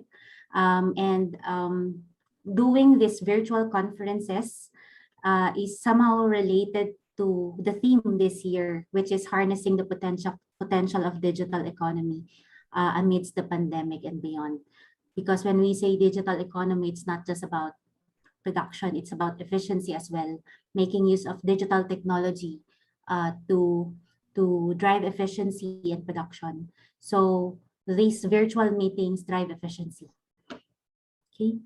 And if there is one thing that's good during the pandemic, I would say it's about accelerating the adoption of digitization as part of our daily lives. And without the pandemic, you would imagine we would still be going to the office every day, Mondays through Fridays, no? So yeah, while everything else is not good about the pandemic, I believe that's one good thing that that happened. For us to accelerate the adoption of digitization as part of our daily lives. Yeah. And I think if it were not for the pandemic, we'll probably be on site somewhere in the country, near the beach or in the mountains or wherever is the host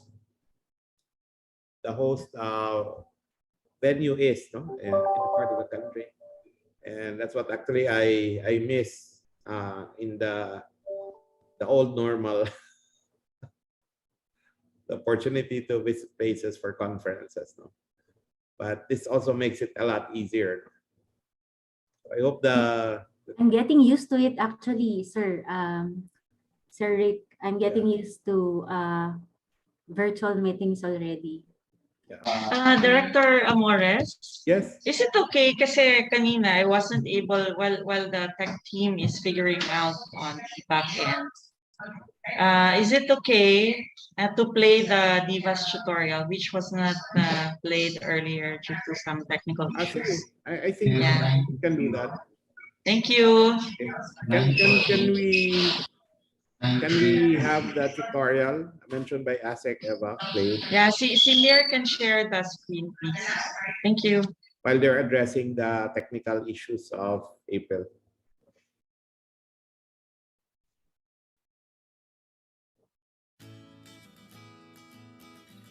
Tama ang pagkolekta ng mga datos ng mga vaccinees. Ang mga impormasyon na ito ay sensitibo at pribado. Huwag ipagkalat, kopyahin o ipamigay.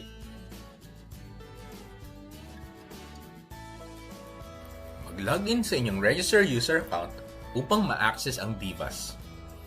Paglapit ng vaccinee, hanapin sa search box ang kanyang first name o last name.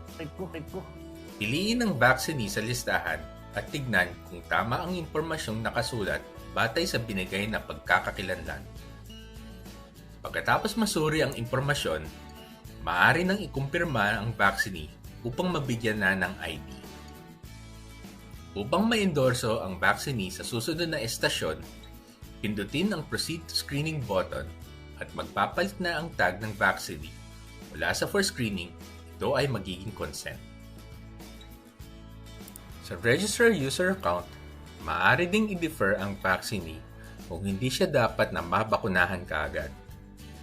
Hanapin ang vaccinee gamit ang search box at mula sa listahan, maaaring pindutin ang defer button o kaya ay buksan ang form ng vaccinee at pindutin ang Defer Vaccination.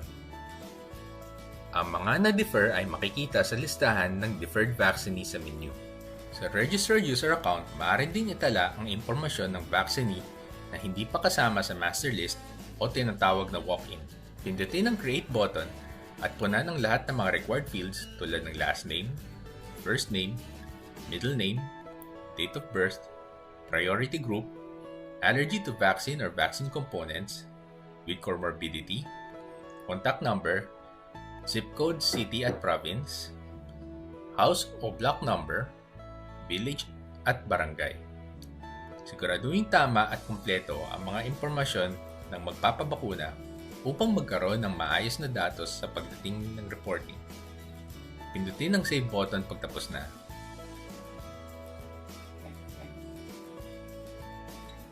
Mag-login sa inyong Vitals Monitoring user account upang ma-access ang VIVAS.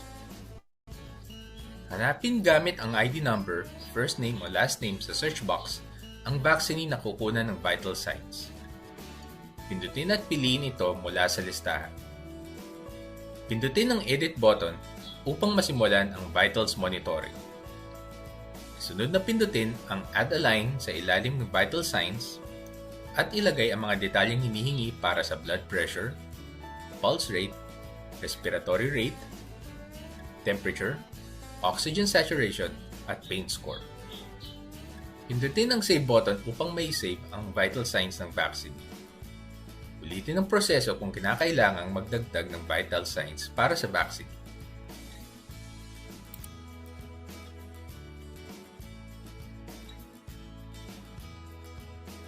Mag-login sa inyong screener user account upang ma-access ang VIVAS.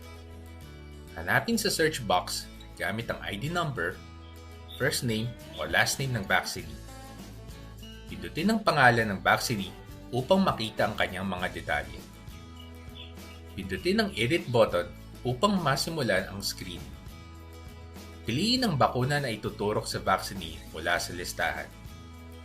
Piliin kung yes o no ang naging sagot ng vaccinee sa mga tanong sa health screening form.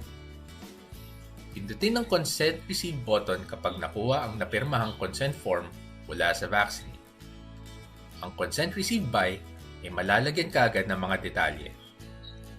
Pindutin ang End Screening button upang ma-endorso ang vaccinee sa susunod na proseso. Mapapalitan ang tag ng vaccinee mula sa screening, ito ay magiging inoculation. Para sa mga vaccinee na magpapakita ng kanilang medical clearance, hanapin ang kanilang pangalan mula sa listahan. Maaari ding tignan ang kanilang vital signs bago simulan ang screening. Pindutin ang Edit button at piliin ang bakuna na ituturok. Piliin kung yes o no ang naging sagot ng vaccinee sa mga tanong sa health screening form. Pindutin ang Consent Receive button kapag nakuha ang napirmang consent form mula sa vaccinee. Ang Consent Receive By ay malalagyan kaagad ng mga detalye. Toggle ang button upang ma-activate ang kinakailangang detalye. Punan ang mga detalyeng hinihingi para sa certifying physician at remarks. Pindutin ang Proceed with Doctor Certification button upang ma-endorso ang vaccinee sa susunod na proseso. Mapapalitan na ang tag ng vaccinee mula sa screening, ito ay magiging inoculation. Para naman sa mga vaccinee na hindi kwalipikado na tumanggap ng bakuna o walang dalang medical clearance, hanapin ang kanilang pangalan mula sa listahan. Pindutin ang Edit button at piliin ang bakuna na ituturok. Piliin kung yes o no ang naging sagot ng vaccinee sa mga tanong sa health screening form. Pindutin ang Consent Receive button kapag nakuha ang napirmahang consent form mula sa vaccinee. Ang Consent Receive By ay malalagyan kaagad ng mga detalye. Itoggle ang Defer and Reschedule button upang ma-activate ang mga kinakailangang detalye. Piliin ang rescheduled date ng vaccinee mula sa listahan at mapupunan kaagad ang next vaccination schedule ng vaccinee. Maaari ding piliin mula sa listahan ng deferral code ang naging dahilan ng pagiging deferred ng vaccine. Pindutin ang Confirm Defer and Reschedule button upang tapusin ang proseso. Mapapalitan ang tag ng vaccinee mula sa screening, ito ay magiging deferred. Ang listahan ng deferred vaccinee ay maaaring tignan sa register user.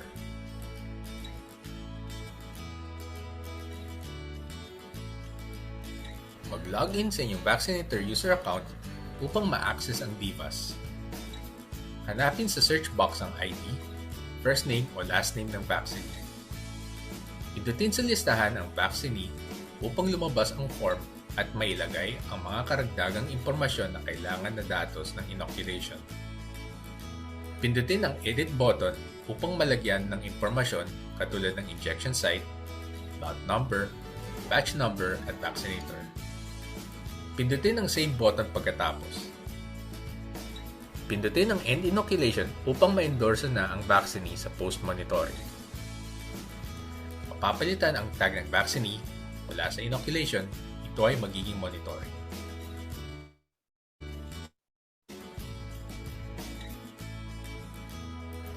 Ang mga vaccinee ay pinaalahanan na maghintay sa observation area ng 30 minuto hanggang 1 oras upang malaman kung may adverse effect ang mga pawuna.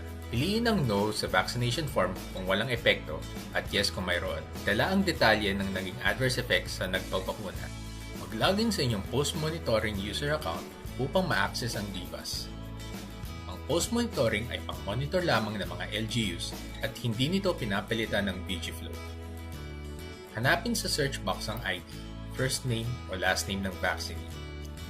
Pindutin sa listahan ng vaccinee upang lumabas ang form at mailagay ang mga karagdagang impormasyon na kailangan ng post-monitoring. Pindutin ang edit button upang maitala ang mga karagdagang datos na kinakailangan sa post-monitoring. Maaaring itala muli ang vital signs ng vaccinee bago siya umalis. Pindutin ang add line upang maitala ang bagong vital signs ng vaccine. Kung mayroong nararamdamang adverse event ang vaccinee, maaaring piliin sa listahan ng nararamdaman at kung wala sa listahan, ay maaari itong isulat sa others. Pindutin ang save button pagkatapos maitala ang mga bagong datos. Pindutin ang end monitoring upang matapos na ang monitoring. Pagpapalit ang tag mula sa monitoring ay magiging vaccination completed ito.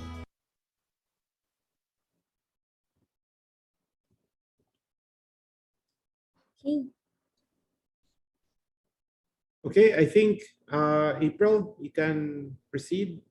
Yeah, let me know if you can share my screen. If Yeah. you can see my screen. Okay, thank you. Please go ahead. Thank you. Okay.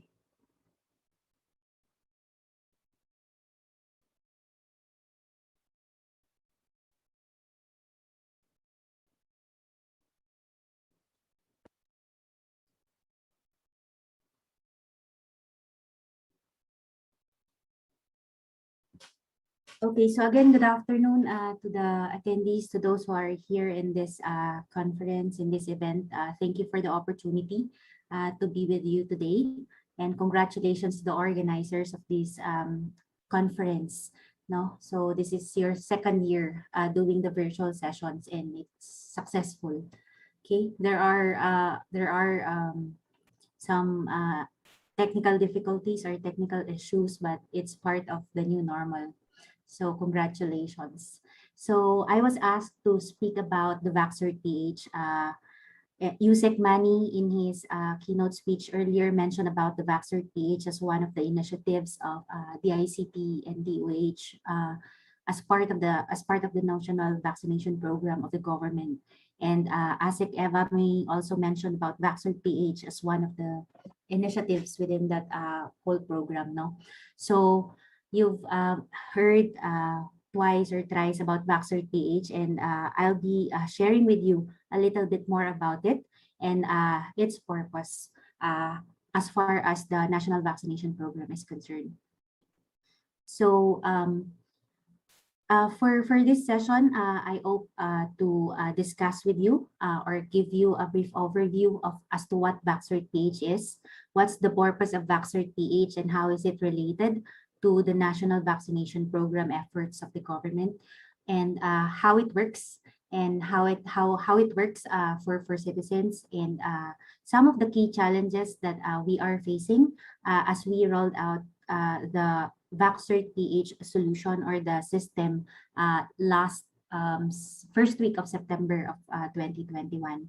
And hopefully, we will be able to leverage on, we will be able to see how we can leverage on eCenters as we expand the reach of these VaxCert PH solutions so that we can better serve our citizens and better serve the purpose, the very purpose of this VaxCert PH solution. So what is VaxCert PH? So basically the VaxCert PH is a digital vaccination certificate which documents a person's proof of vaccination status. So one good thing about this is that we were all aware about the restrictions of the pandemic, lesser interactions, lesser contact with amongst people. And when we were designing VaxCert PH, we intended to have it or deploy it as a self-service portal so that people can use it in the comforts of their own homes. So apart from being a self-service portal, part of the considerations when we designed the VaxCert PH solution is we were aiming this certificate to be recognized in foreign jurisdictions. With that aim in mind, we took into consideration the WHO's guidelines on digital documentation of vaccination certificate. So that includes security measures. In this case, in the case of VaxCert PH, it's via the QR code and the use of the private and public key cryptography for additional security. So for those who might be asking, is VaxCert PH or is the generation of VaxCert PH free? Yes, it is free. It is free of charge. You are not expected to pay any fee when you get the proof of your vaccination status. And just recently, the team in charge of the VaxCert PH has already included additional functionality such that you can already generate your proof of vaccination, whether you are partially vaccinated or fully vaccinated. So on top of that, the VaxCert PH was implemented in concurrence with the yellow card. So maybe some people are may have questions whether is it different from the yellow card? So the design of the VaxCert PH or the certificate is supposed to be just a certificate for the COVID-19. So any other certificate or any other proof of vaccination like cholera or polio, etc., still resides in the yellow card. Yellow card is the vaccination, proof of vaccination that's being issued by the POQ. Okay, and the details are based on vaccination records which are being submitted by the LGUs whether manually or through the DVAS as presented by ASIC Eva May earlier and in her presentation. So I would like to give you a snapshot of the VaxCert PH specimen. So the VaxCert PH is at the rightmost part of this slide. So you will see here the basic information of a person or of a vaccinated individual, and you will see here a QR code. So this is one of the requirements of the WHO. To have this QR code, and it should be protected with a public. It should be encrypted with a private key, and only authorized partners or authorized applications are able to read what's inside this QR code. So inside this QR code, upon verification, whoever the verifier is, so say for example our POQ or any border authorities, for example, in some provinces or cities, so they can actually verify the VaxCert PH through the use of a QR reader that's specifically deployed or that's specifically made for the VaxCert PH vaccination certificate. Going into the next slide, I would like to just highlight two main purposes of the VaxCert PH. When the VaxCert PH was initiated, the one thing that was being prioritized at that time is for international travel. International travel because we have our Filipinos traveling abroad for employment. And before going or before entering in the point of destination, these OFWs are being asked to show their proof of vaccination. And as a country, we thought at the time that we should have a uniform way of presenting the proof of vaccination of Filipinos or any citizen who is vaccinated in the Philippines and who is entering to another country. So that was the critical first our critical purpose of our VaxCert PH to help our OFWs when they travel abroad for employment. And of course, at the time, there are also international travelers who needed the VaxCert PH for purposes other than employment. And as we open the economy, it is expected that the proof of vaccination will also be required. So there are already municipalities or LGUs that opened their tourism, for example, their tourism and industry. And one of the requirements of these municipalities or LGUs is to show that a person going into their LGU or visiting their province or municipalities should show a proof of vaccination. So essentially, one of the key purposes of this VaxCert PH as a proof of vaccination status is for tourism and interzonal or domestic travels. And again, as we open establishments, and we are very hopeful that that will happen soon, as we open the establishments in other economic and cultural activities, of course, as guided by any existing resolution or future resolutions to be issued by the IATF. This VaxCert PH is expected to enable this reopening of the economy. Okay, so I'll briefly show you how it works. Going back to the presentation of ASIC Eva May earlier, she mentioned about the VIMS as the central repository of all the records of vaccinated individuals. So in this diagram, you will show VIMS here as representing the central repository of records of vaccinated individuals. Now, using the VaxCert PH portal, which is again, I would like to reiterate, it is a self-service portal. So anyone can actually access it and generate their certificate.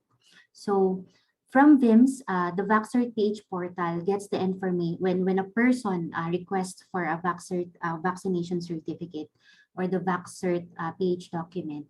The VaxCert portal actually gets the information coming from the central repository database. And along with it is the QR code,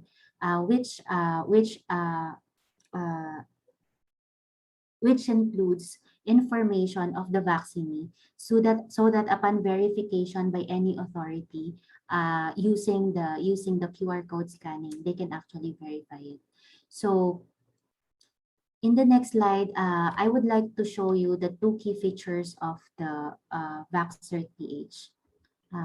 Let me know if you will hear the audio. So there are two main features of the VaxCert PH portal. First is the generation of the VaxCert PH, and the second is the scanning or the verification of the authenticity of the VaxCert PH document. So I'll first show you the generation of the VaxCert PH document. In this demo, I will show you how to generate your digital vaccination certificate, or DVC, through the I just want to have a sound check. Can everyone hear it? Yes. Okay. We can hear it. Okay. web portal. What you see here is the landing page of the site. Tap the Continue button in order to proceed to the next step. Another screen will load. On the top portion of the screen, you can see the steps in generating your DVC. First, you need to read and agree to the privacy statement. Click the link provided in order to display and read the notice. Then, click the back arrow to return to the previous page. Click I have read and agreed to the privacy statement, then click the Continue button. For step 2, you need to answer 2 qualification checks. To qualify, you should have received any of your doses for more than 48 hours ago, which means partially vaccinated individuals can also request for a DVC.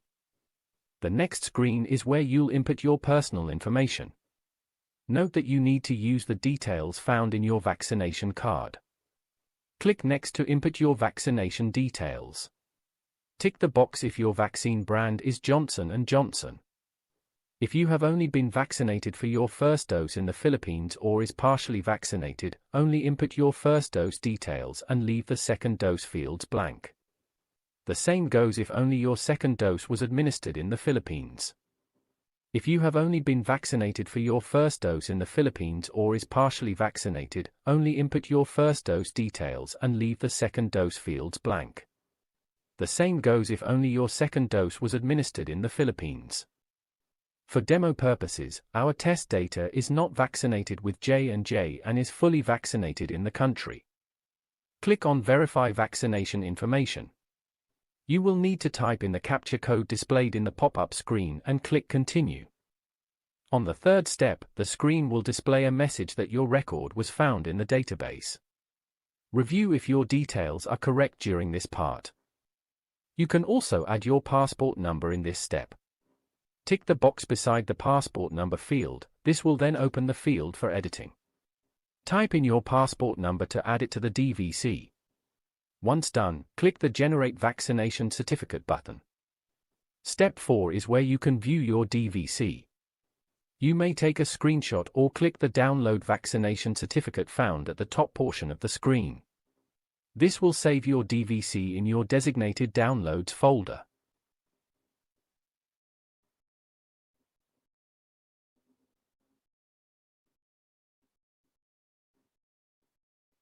Congratulations! You have successfully generated your digital vaccination certificate in just 4 easy steps. Okay, so I opted to show the video first to you somehow before I explain about the key features of the VaxCert PH, especially the generation part. You can somehow visualize it, no? So it's just 4 easy steps. If you want to generate your vaccination certificate, you go to vaxcert.doh.gov.ph. I apologize for that. So vaxcert.doh.gov.ph. So it's 4 easy steps. You just have to input your details, no? Enter your details, review the information that you just entered, then generate certificate. So it's very easy. Again, we discourage close contact. That's why we made it as a self-service portal. So if you have access to internet, you can do so in the comforts of your own homes. So I would like to show the second key functionality of the VaxCert PH, because one of the requirements of the WHO standard is that it should be verifiable and it should be encrypted with private and public key cryptography. So showing you how to verify the generated vaccination certificate. Please note that anyone who attempts to use, say for example, a scanner in a Viber application, for example, or any built-in scanner sa phone, it will not be able to scan it because it is intended to be scanned by an authorized scanner only, which is part of the VaxCert PH solution. In this demo, I will show you how to generate. Okay. So I'll play this video so that you can see and visualize how the scanning happens. In this demo, I will show you how to verify the QR code using the VaxCert PH Verifier mobile application. To start, open the application in your mobile device. Please ensure to give the app permission to access your phone's camera. Tap the scan button that you will find on the landing page and place the camera in front of the QR code. To properly scan the QR code, please keep the following in mind. The whole QR code should be part of the frame and parallel with the camera. The red line should be at the middle of the QR code, and the camera should be held steadily for at least 5 seconds. After successful scanning, the application will display that the QR code has been verified and will show the full name, gender, birth date, dose number, date of last vaccination, vaccine brand, and vaccine manufacturer. Okay. In this demo, So I showed you the two key functionalities that was initially intended to be included as for the VaxCert PH solution. When we did when we had the deployment in September, the first deployment or the soft launch was happened in September 6, 2021. And as we speak, there are already about 2.6 million vaccinees or citizens who were able to generate their certificates via the VaxCert PH portal. Okay, so as similar to any other projects, there are challenges that we encountered and we continue to improve. And I would like to discuss so that we can also relate or see how eCenters would be able to help in relation to these challenges that we are facing as far as VaxCert PH rollout is concerned. Okay, so one of the key challenges in the VaxCert PH rollout is first, citizens cannot find their records upon attempt to generate the certificate. So this is connected to what ASEC Eva May mentioned earlier, that it is possible that, especially if you're using manual systems and you're not using, say, for example, the TVAS, it is possible that there is, number one, your vaccination records are not yet in the central database. And number two, it's human nature that when you attempt to type, say you're typing names and you're doing it the whole day, there could be times that you misspell the name of a person, right? So these are the two key reasons why sometimes the records of the citizens cannot be found in or cannot be found in the central database and therefore cannot be generated in the VaxCert PH. So this is one of the key challenges that citizens are facing as they use the VaxCert PH portal. The second one is we are all aware that there are citizens who have limited access to internet or smart devices. So while a group of people may have that privilege to have internet access, or who are knowledgeable or tech savvy, therefore they know how to use portals, etc. There are these people. We cannot discount the fact that there are people who would need help or assistance, either because they have limited access to internet or they just are not as tech savvy as other people. Okay, so with these two challenges, we included another feature in the VaxCert PH. Okay, the first feature is that functionality within the VaxCert PH portal in order for citizens to submit for record update. Request for record update. So ibig sabihin, if a person attempts to generate his or her certificate in the VaxCert PH portal and he or she knows that he is already fully vaccinated, tapos hindi na-generate yung kanyang certificate because, say, the portal said your record cannot be found. So that particular person can actually request online, okay? Request via the portal itself for an update of his or her record. Okay, So that's the first solution that we incorporated as part of the VaxCert PH solution. Now, the second solution, and it's in connection with the first solution that we incorporated. All the requests that's being submitted in the VaxCert portal should be accommodated, and someone from the LGU should resolve this particular request. Hence the requirement of the LGU booth. So ang LGU booth po, per LGU, through the help of the DILG, we requested the LGU, or we asked the LGUs to set up a booth. The primary purpose is, of course, to assist citizens for two items. One is for those who are not tech savvy or do not have internet connection. They can be the one who can generate the certificate for those individuals. So, kunyari may lumapit na lola, for example, or someone who doesn't have a smartphone or internet connection, lumapit dun sa booth. That person can actually the booth can actually generate the certificate for that particular requesting person. Yung pangalawa po na function ng booth is to rectify the record based on the submitted requests nila dun sa portal.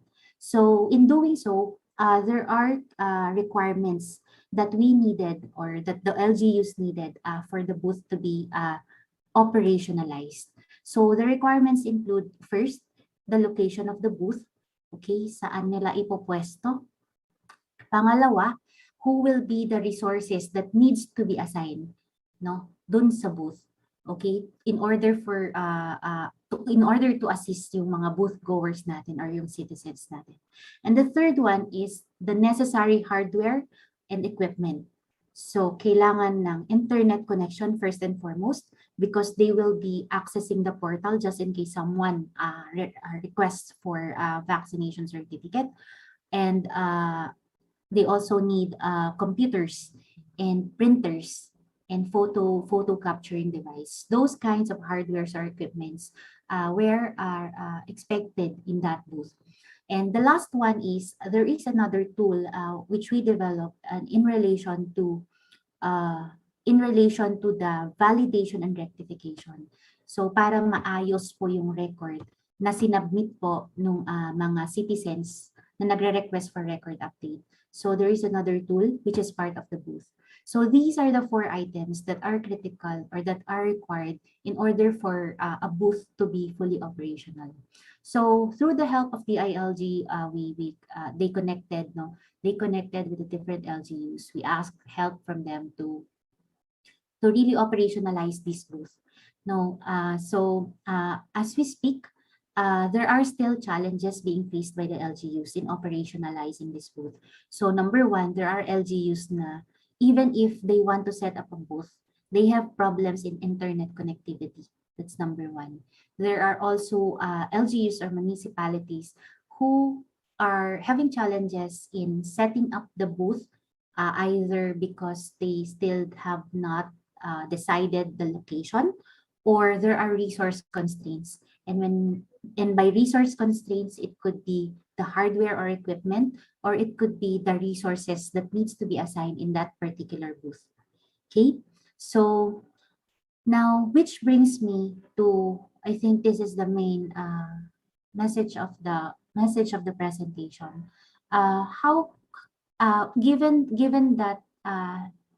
the solutions that we provided to the LGUs, and despite those solutions, there are still challenges that's being faced by these LGUs or municipalities. How can the LGUs leverage on eCenters in order for this booth to be operationalized? So what we think, or what we see, is that eCenters can be used as a location or space for the LGU booths. That's number one. Second one is LGUs can leverage on the internet connectivity and other equipments which may be present or which may be available in the eCenters. And the third one, depending on the LGU, they can also provide resources, manpower resources to help LGUs fulfill the intended function of the booth for our citizens, while LGU will continue to manage the booth operations. So yes, this is my last slide. I hope I was able to explain how we leverage digital technology using how we leverage digital technology in the issuance of certificate through this VaxCert PH solution. And number two, hopefully we were able to deliver. I am able to deliver the message that it is possible. It could be possible that we can leverage on eCenters in order for the booth to be fully operationalized for certain LGUs. This is the end of my slide. I'll be opening the floor for some questions. Thank you. Thank you, April. We've gotten two perspectives ready from the VIMS component presented by ASEC Eva, and of course the VaxCert aspect for the citizens, and how the eCenters can be tapped for the purpose of this, and the locations of their booths. Now, this afternoon, we also have veteran eCenter managers that are here, as part of our panel. We have Mr. Marvin Hasela and Engineer Romarico Cabellon. Can we have the introduction cards for our two RPs before we start our panel?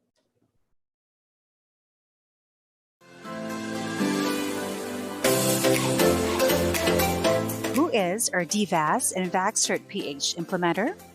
Well, he's a member of TPCA Scholars, a resource person of different trainings and seminars of DICT and DAP, an accredited training provider of Cooperative Development Authority.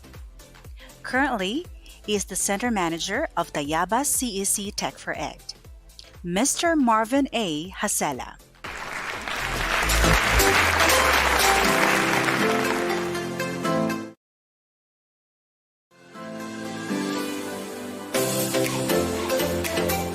Another DVAS and VaxCert PH implementer is a civil engineer by profession. He was awarded as one of the 10 most outstanding Cebuanos and the most outstanding CEC manager during the 3rd Philippine Excellence Award. He is the Center Manager of San Remigio Tech4ED Center. A round of applause, please, to Engineer Romarico M. Cabellon.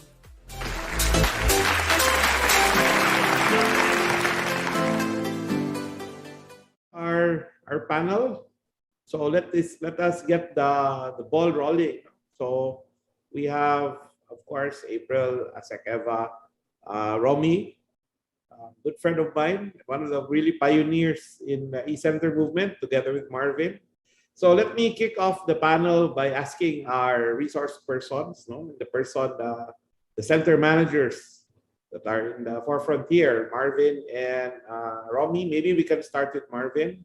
Can you share to us quickly a brief introduction of your center and maybe what you are doing in terms of the vaccination implementation, how the eCenters in your community have actually been instrumental in facilitating the implementation of the system side of the vaccination process. So let's start with Marvin, then we have Romy.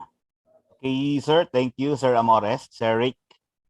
Let me share my screen.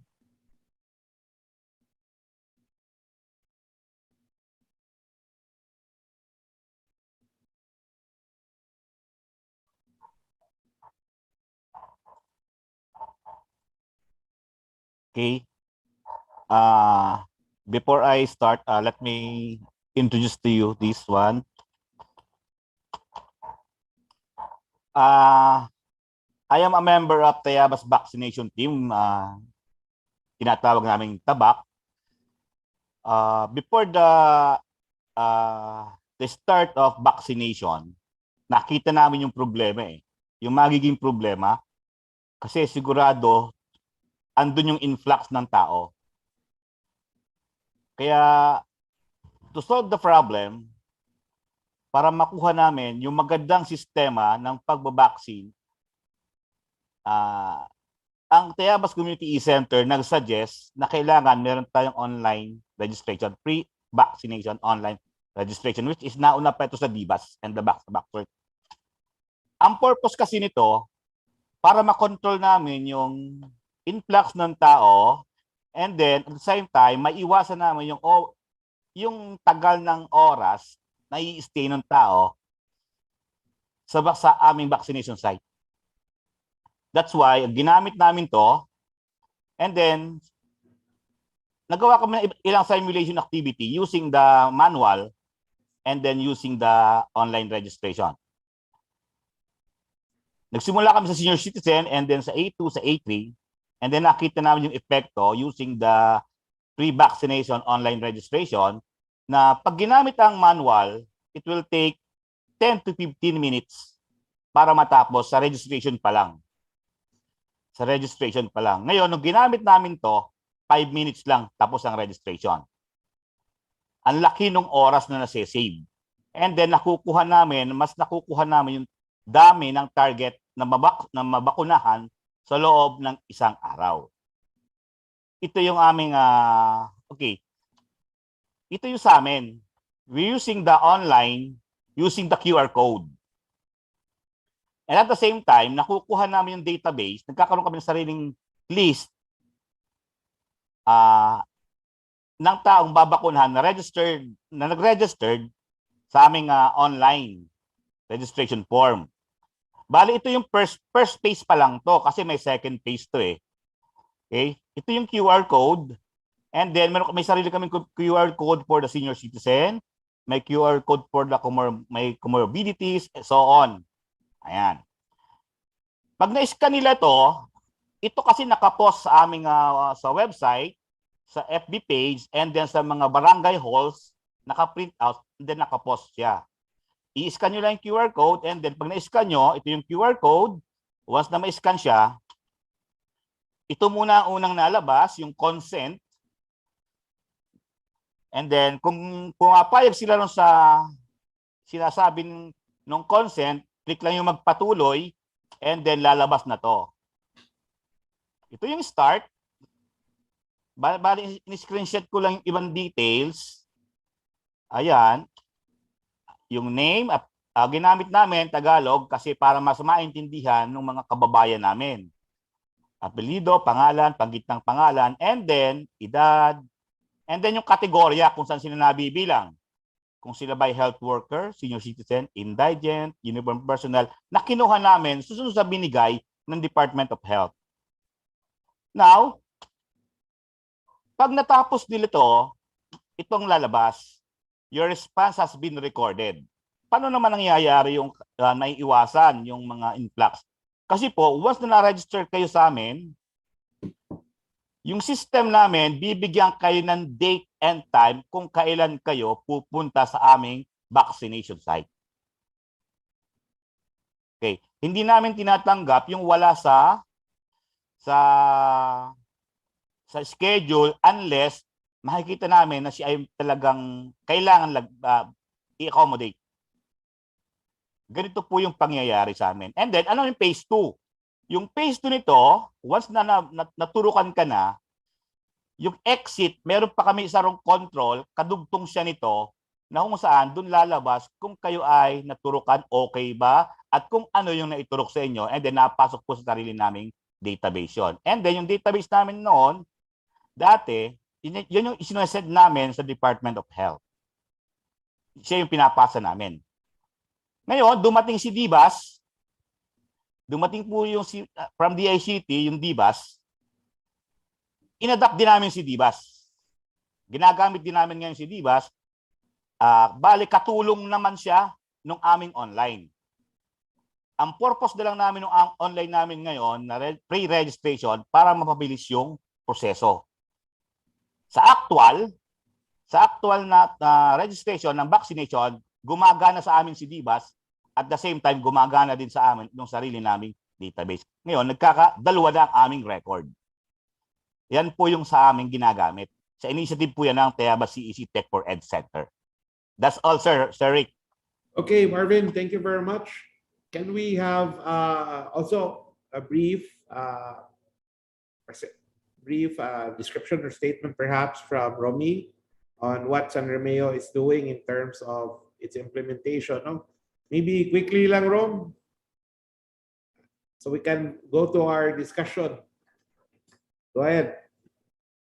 You are still muted, Rom. Please unmute.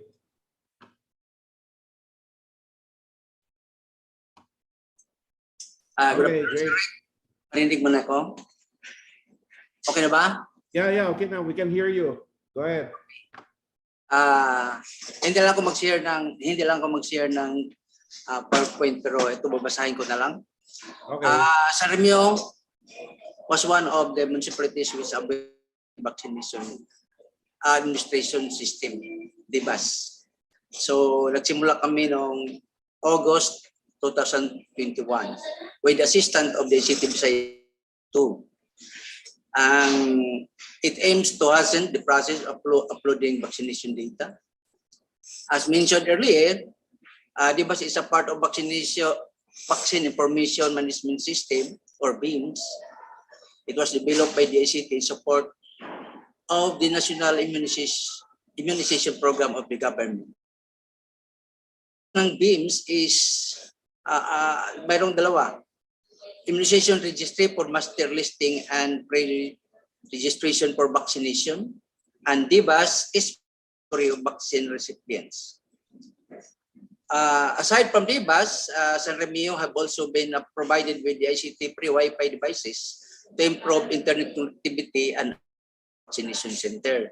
Dati kasi hindi ma-access yung vaccination center namin kasi malayo, 400 meters from the municipality.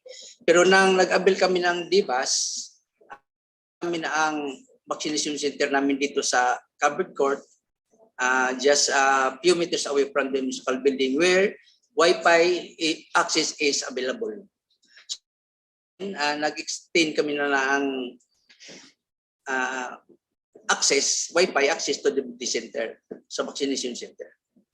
So the ICT also provided on the use of the system to our data management team, specifically the staff of Tech4ED and IT personnel of rural health unit na sa vaccination encoding. The DBAS currently used by data team to automate capturing vaccination information for more efficient and accurate submissions of data to the VIMS. So with the use of the system, ang nabil namin sa system nito ay data management team namin ay madaling mag-upload within the day, could probably avoid delay in reporting. So in this manner, LGU can deliver its services to the constituent in the fastest way and more efficient, as mentioned earlier by IASEC. Paano namin ma-avail ang DBAS? So nang nalaman namin na ang DICT mayroong DBAS, namin ay nag-submit agad kami ng letter of intent. At saka pagkatapos noon, nag-sign ng MOA. At in response to our letter of intent, tinitrain namin ang aming mga personnel, staff ng Tech4ED and DOH personnel involved sa vaccination and encoding. Then,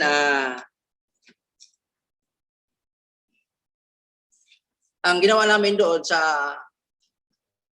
vaccination site, doon namin i-encode yung mga data.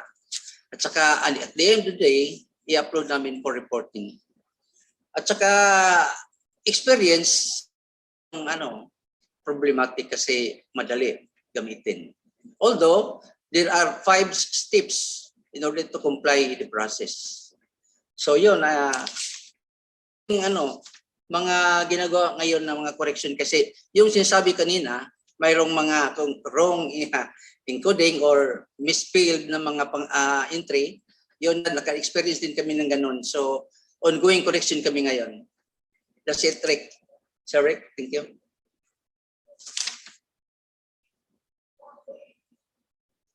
Engineer Romy, thank you very much. Let's now delve into the questions, no? Because we are now, I think, getting on overtime. So we have a few questions here for our panel. Let me start off with the first question. There's a question here for, I guess this is for ASEC Eva. Before daw, the consent, pwede ba daw i-print para pirmahan ng doktor, no? Kasi if we look at the demo earlier, it was electronic lang. Can they print it para may pirma? Kasi I understand some doctors are more comfortable if there's a hard copy print. No? So what's our answer there? Yes po, they can print, and then yung iba naman, like for example, I was vaccinated in Pasay. Nasa ano ka pa lang, pagpasok mo pa lang, binibigay na sa'yo yung consent form. Then you will fill it up and sign it.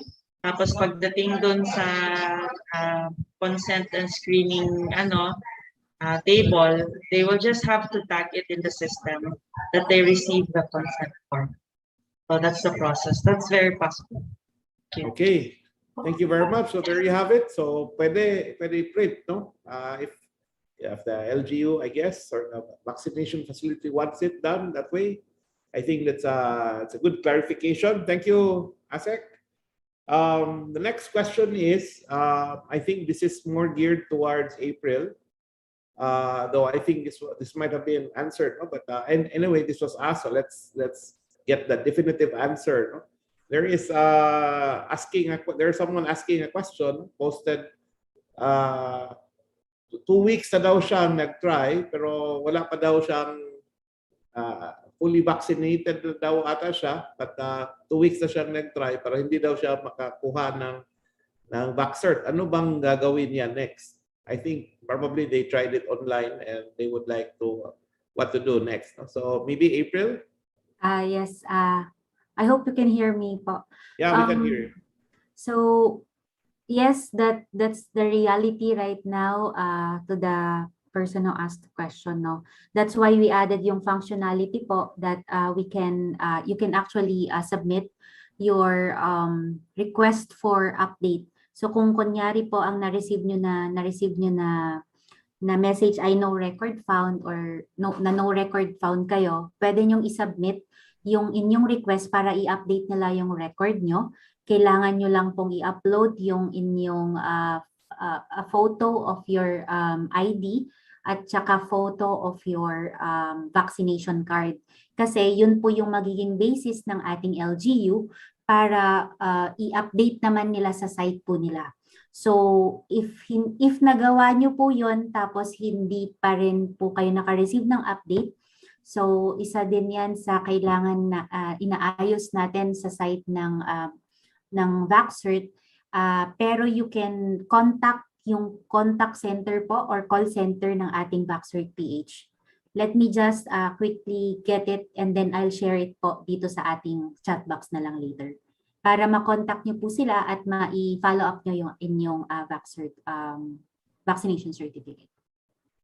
Okay. And I think in the situation na baka hindi pa na-upload, they can of course visit the LGU, no, or saan sila nagpabakuna para to make maybe a follow-up sorts, no. And I think maybe that's our friends from the localities, no, Romy and Marvin. If I may ask their take on that, is that something that you are also helping facilitate with our citizens, yung mga ganon concerns and issues? Yes, maybe Romy, sige, Rom. Yes, we have this kind of problem. So you are also helping facilitate, no, the one for that? Yes, sir. Okay.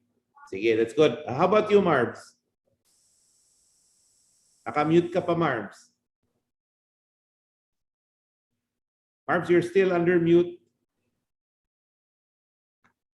Marvin. Naka-mute po kayo. Marvin, naka-mute ka pa. Okay. Okay. Thank you. I already have the VaxCert.ph certification. I already have that. Okay. The problem is, yung ibang tinuruan kong gumamit ng VaxCert, the same problem. No record found ang sa kanila. Same problem. So mga data issues, no? Sige. So there's a question I would like to ask. This is probably one of the last few, no? Before we wrap up. There's a question here.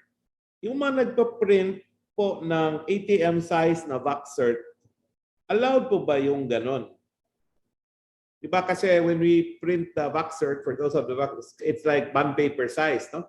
But I noticed some enterprising citizens are offering to generate the ID size, no? Or ATM size VaxCerts. Would that still be valid? I think that is the question raised by one of our audience, no? To send to me as moderator. I've seen that also in social media. Nag-advertise ng mga sila daw mag-print ng mga VaxCert at ATM size, no? Naka-PVC and all that. So I don't know, can I get the take of maybe April or maybe si ASEC? Or maybe April first kasi ikaw yung sa VaxCert.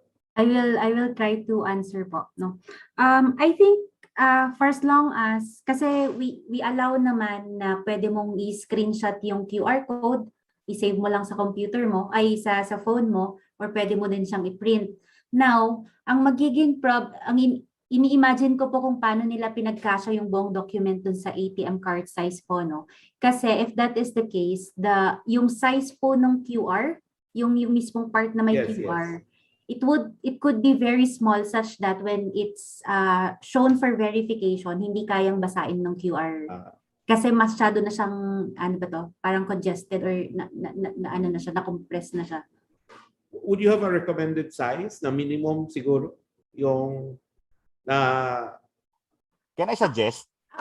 Actually, pwede po nilang, kung gusto talaga nila, actually they can just print yung QR code mismo. Yan yung lang yung ilagay nila doon sa ano. Kung gusto nila.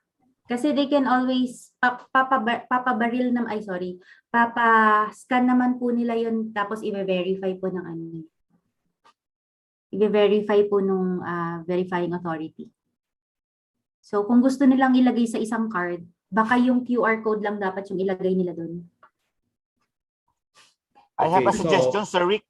Yes. I have a suggestion, ma'am, and it's proven to. Yes. Use your mobile phone in accessing the VaxCert PH. Kasi pag mobile phone ang ginamit nyo, nalabas mismo yung buo. And then screenshot nyo lang. And I already used that and it's proven siya sa mga mall. Yes. Pinapakita ko lang siya. Kahit sa SNR, pasok mo siya. Yes. Tinatanggap siya. Okay. Sige, I think I can only accommodate one more question kasi I've been prompted na overextended na tayo. This is a very good question, I think also, no? Can I have siguro some input? Ang question, I have a friend na first dose niya was in Kuwait or abroad and ang second dose dito daw sa Pilipinas. Pero pag fill up daw niya sa VaxCert, lumalabas walang record. What do you think? What do you think about that situation? Yeah, it could be two reasons po. Kasi Director Rick, if you recall we first deployed yung functionality na dapat fully vaccinated ka para makapag-generate ka ng certificate. But recently, alam ko nandun na yung functionality that even if you're partially vaccinated, you can already generate your parang one-dose certificate. And yung case po ni ma'am or ni sir, na sa Kuwait yung first and then second niya dito sa Pilipinas, can actually generate the second dose as proof of vaccination. Para kapag nagta-travel siya or pumupunta siya sa kahit saan, request niya via VaxCert yung pangalawang dose. Now, the question is, bakit no record found? It could be two reasons. First, paki-double check lang po na yung second dose, yung finifill upan nyo, kasi yung first dose nyo is Kuwait. So, second dose, dapat yung finifill upan yung information dun sa ating portal. That's possible reason. Pangalawa na reason, it could be that wala pa talaga po yung record nyo dun sa, upload. No? oo, sa repository. Yun. Okay, so there you have it. So I think that's the last of the questions that was raised, that was sent to me from the list. So maybe we can get the last word. Last word.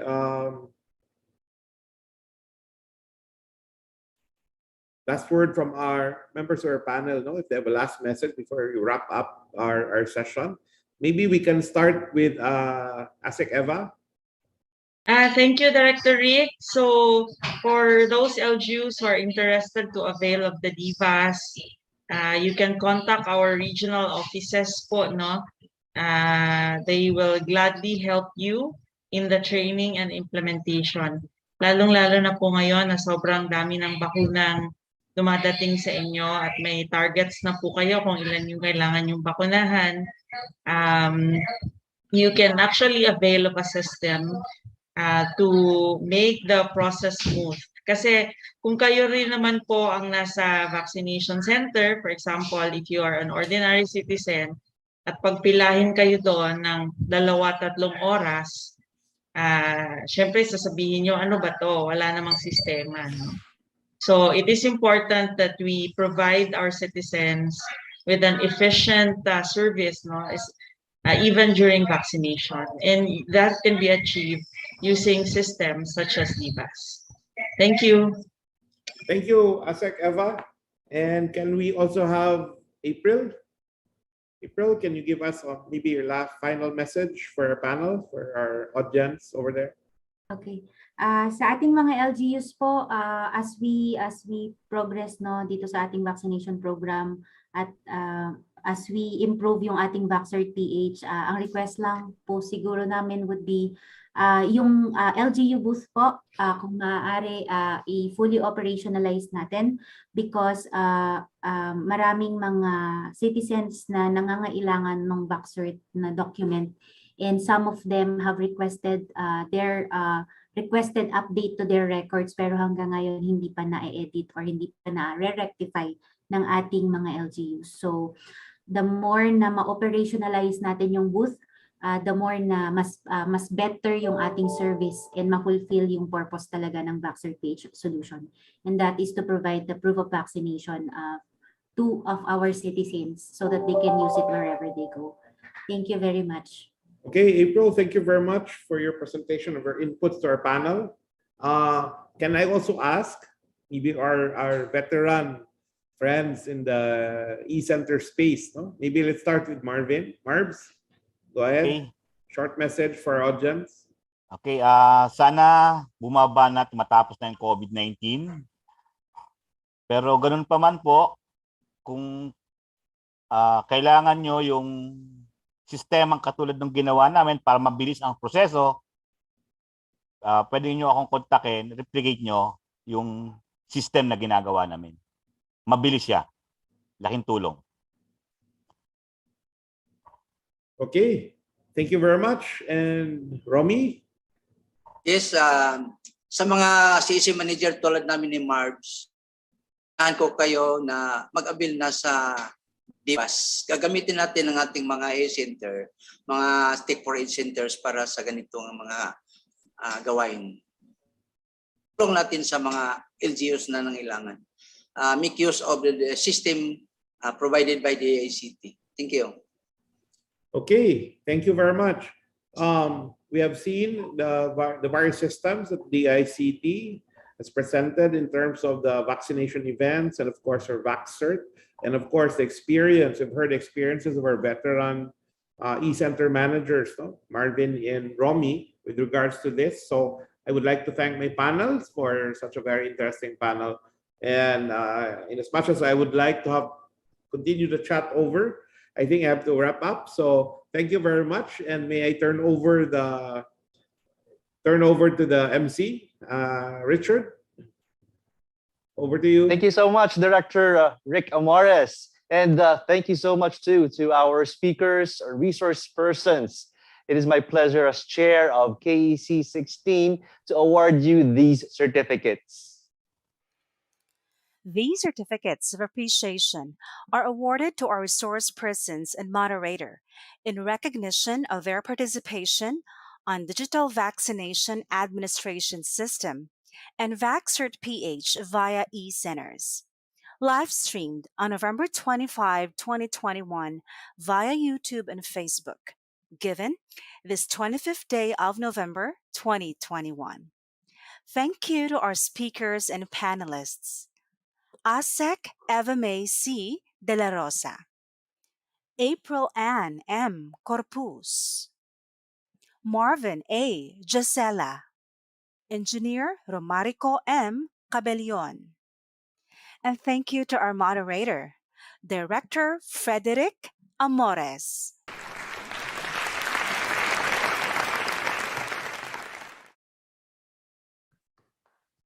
What a remarkable discussion. Thanks again to our panelists and our moderator.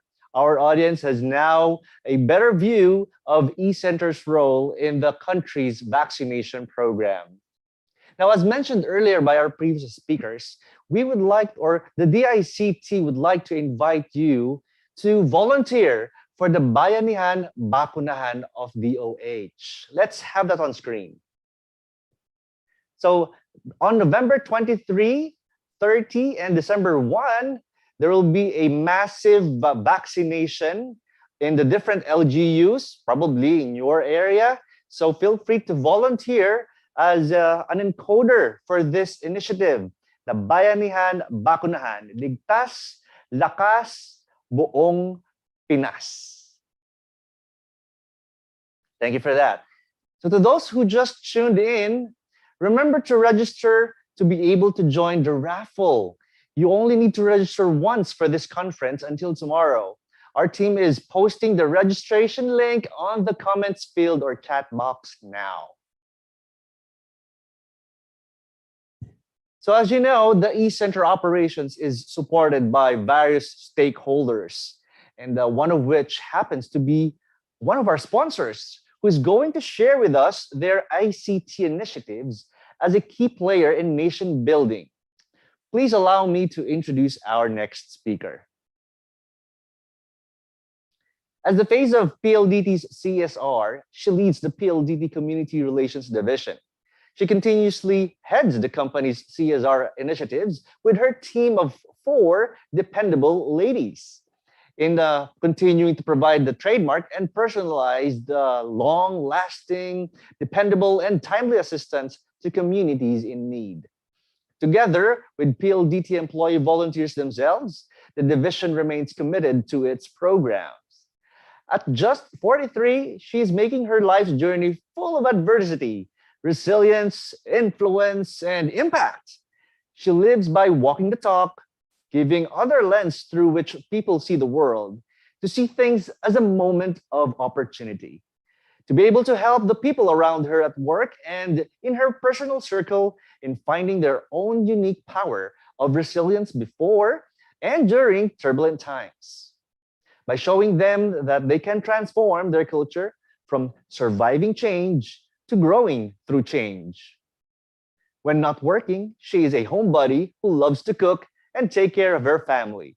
At the same time, a lover of nature, soccer, and table tennis in her younger years. Please welcome PLDT's Community Relations Manager, Ms. Catherine P. Diaz de Rivera, or simply, Kat. Thank you. Thank you, Mr. Richard. Good afternoon, everyone. Magandang hapon po sa inyong lahat na narito sa 16th Knowledge Exchange Conference or KEC16.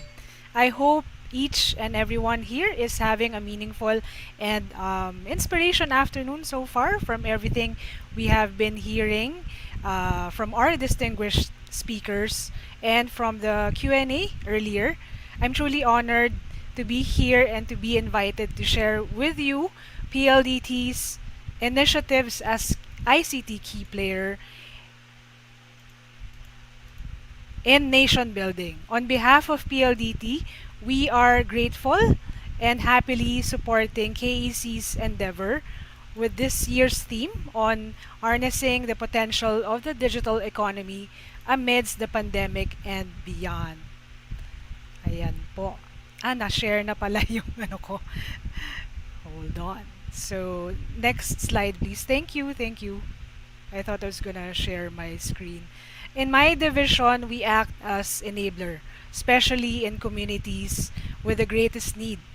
What makes our projects sustainable is that all of them are embedded, relevant, and aligned to our company's core business. Our key initiatives demonstrate the application of ICT for development in support of a company-wide advocacy to promote digital inclusion in the areas of disaster resilience, education, livelihood, health and nutrition. Yun po. Next slide please. Today, I'll only be sharing an overview glimpse of our efforts focusing on our education pillar. Latched on this pillar is our purpose to provide inclusive, quality education to ensure no learner is left behind. We are advocating cyber safety and creating safe spaces online. PLDT enables learning communities through technology as part of our commitment to help the nation achieve the United Nations Sustainable Development Goal or SDG number 4 or inclusive quality education. Yan po. So let me start quickly with the flagship digital literacy training and education program of PLDT's corporate social responsibility initiatives. The InfoTeach outreach program, which aims to provide learning opportunities to public high school students and elementary and high school teachers. Nationwide po ito by upgrading their digital knowledge and cyber technology skills. Awarded the Silver Anvil under the Public Relations Programs on a Sustained Basic Education Literacy category by the Public Relations Society of the Philippines. The PLDT InfoTeach program has been promoting digital literacy in the country for years. Yan po. Currently in the InfoTeach training curriculum focuses on digital literacy, specifically on learning how to use the digital tools responsibly. The training program works with subject matter experts who share their knowledge with students and teachers on significant topics, including responsible netizenry, compliance with relevant laws and legal provisions, developing 21st century skills like leadership, effective communication, and environmental concerns, and the use of digital skills for lifelong learning. Yan po. So, next slide please. Thank you. Within InfoTeach is the PLDT Home Fiber Broadband Quiz. Kakatapos lang niya po namin itong programa na to last week, featuring the best of the best graduates of the program. Yun po. So moreover, this program provides scholarship grants to qualified graduates of the PLDT InfoTeach outreach program, enabling teachers to enroll in the Diploma in Computer Science program. Offered online by UPOU, our partner, as priority course, but the teacher can enroll in other courses necessary for their own personal growth and development. Yun po. Through our long-standing partnership with the Philippine Eagle Foundation in Davao, PLDT helped bridge the digital divide and equip the women of upland communities with digital knowledge and technological tools. So yung sa mga kababayan natin sa Mindanao, maabot din kami dyan. 3 upland communities from Barangays Salasang, Tumandig, and Ganatan of Arakan, North Cotabato, gained access, information, and tools via on-site digital webinars. The program also helped mothers facilitate home-based modular learning of their kids during the pandemic. So kanina nakarinig ako ng sharing, I think kay Miss April, na yun nga, yung access natin sa mga malalayong lugar, may challenge po doon. So, isa yon sa mga naging tinutukan din namin ng PLDT. So, next slide, please. Thank you. This initiative provided access to and enhanced skills on digital technology to more than 90 women and girls of the 3 upland communities in Arakan, which I've mentioned a while ago, and capacitated and assisted 60 women parents as they facilitated home-based modular learning of their kids during the pandemic. Because I believe most of the parents nawindang din po kami. Nawindang din po tayo nung pandemic. So, kailangan din natin silang i-equip. Next slide, please. Thank you. Additionally, we also initiate in donating refurbished desktop personal computer sets from the company as part of our advocacy to provide accessible information communication services as it promotes digitalization in schools and disadvantaged communities. In collaboration with our internal, sige po, next slide please. In collaboration with our internal PLDT Technical Training Division and INULAB, we pre-pandemic, we organized a plant tour to primarily equip students with knowledge on PLDT's history, wired telecom services, and network overview. The tour also aims to provide an understanding and, of course, appreciation of PLDT's products and services, while serving as an eye-opener for future engineers who may choose to join the company po. Ayan. We are PLDT CSR arm. Next slide, please. Through the years, together with our PLDT employee volunteers, our division has built long-standing relationships, personalized, lasting, and dependable and timely assistance to various grassroots communities across the country. We remain committed to our CSR projects to effectively realize the convergence of business and social responsibility. Not only do we do these efforts towards the community, but we do these to also encourage employee engagement through Comrel's core value of volunteerism, and thus help provide an opportunity for our employees to realize their aspirations in serving the community.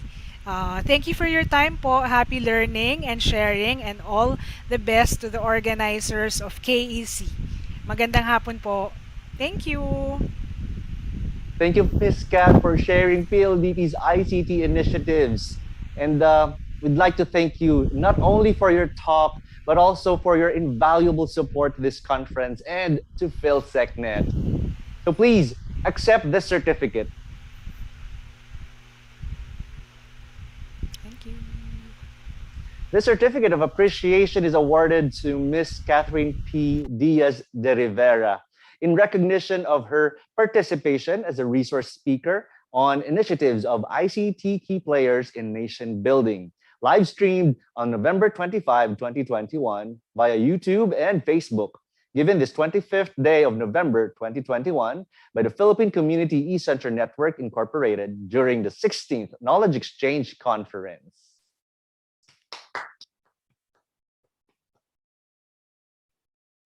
Before we proceed, allow me to make a quick announcement for all PhilSecNet members.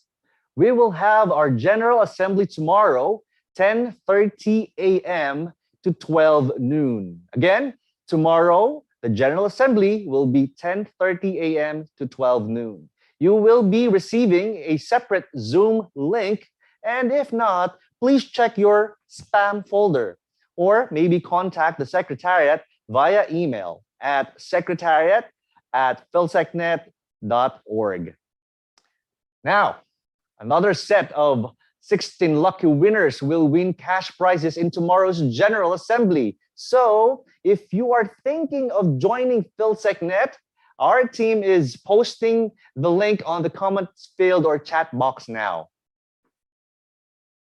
Speaking of raffle draws, let us now call on Dr. Marian Cortado, one of PhilSecNet's board member, to explain the raffle mechanics and draw the first set of winners. Good afternoon, everybody. Let us come to the most exciting part of our conference for today.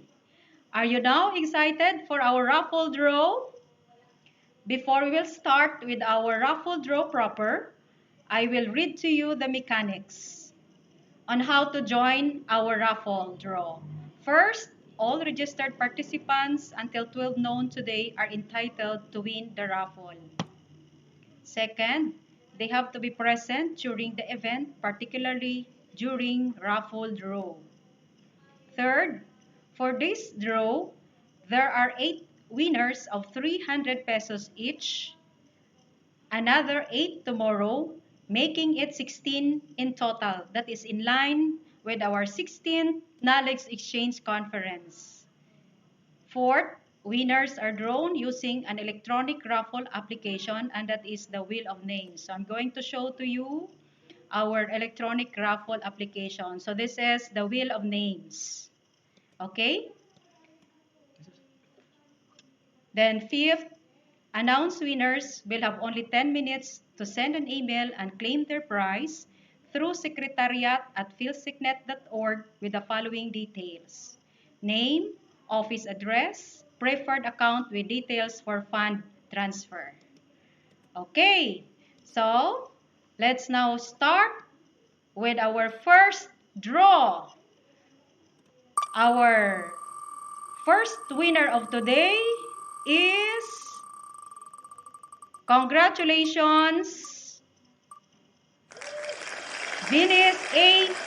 Caserizo. Congratulations. Our second winner is no other than Robert Reyes. Congratulations.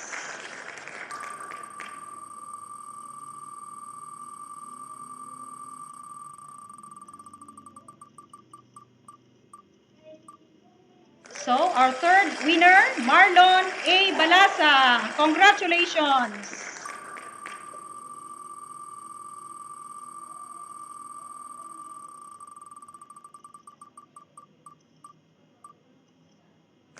Our fourth winner, congratulations, Aurea G. Bonetes.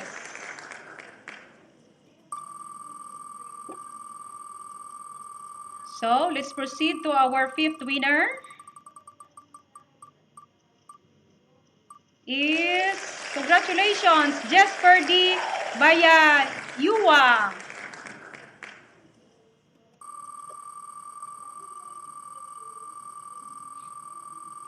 Sixth winner is Rodena is Pangilinan.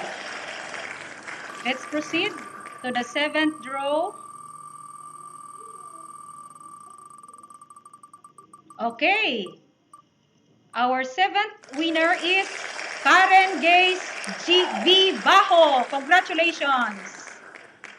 Then, our last winner for today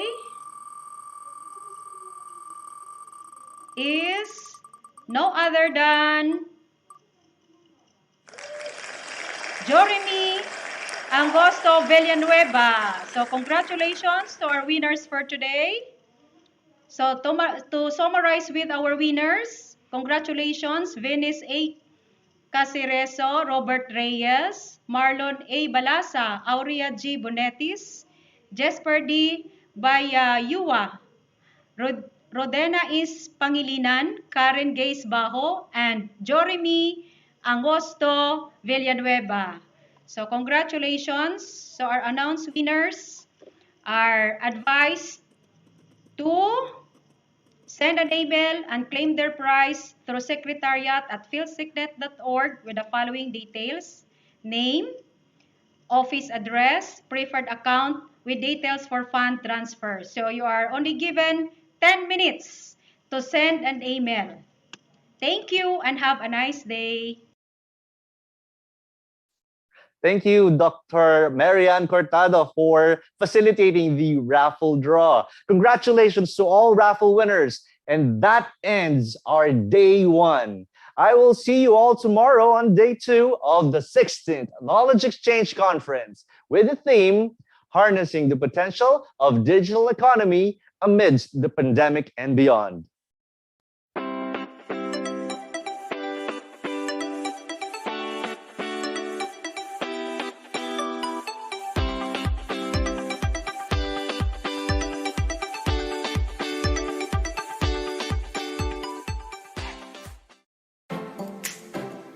The 16th Knowledge Exchange Conference is brought to you by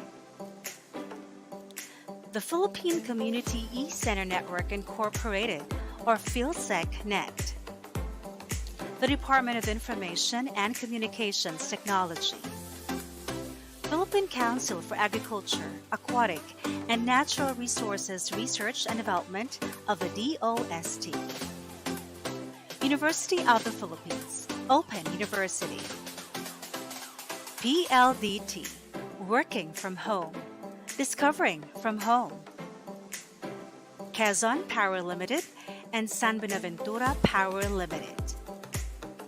Special thanks to our partners and donors.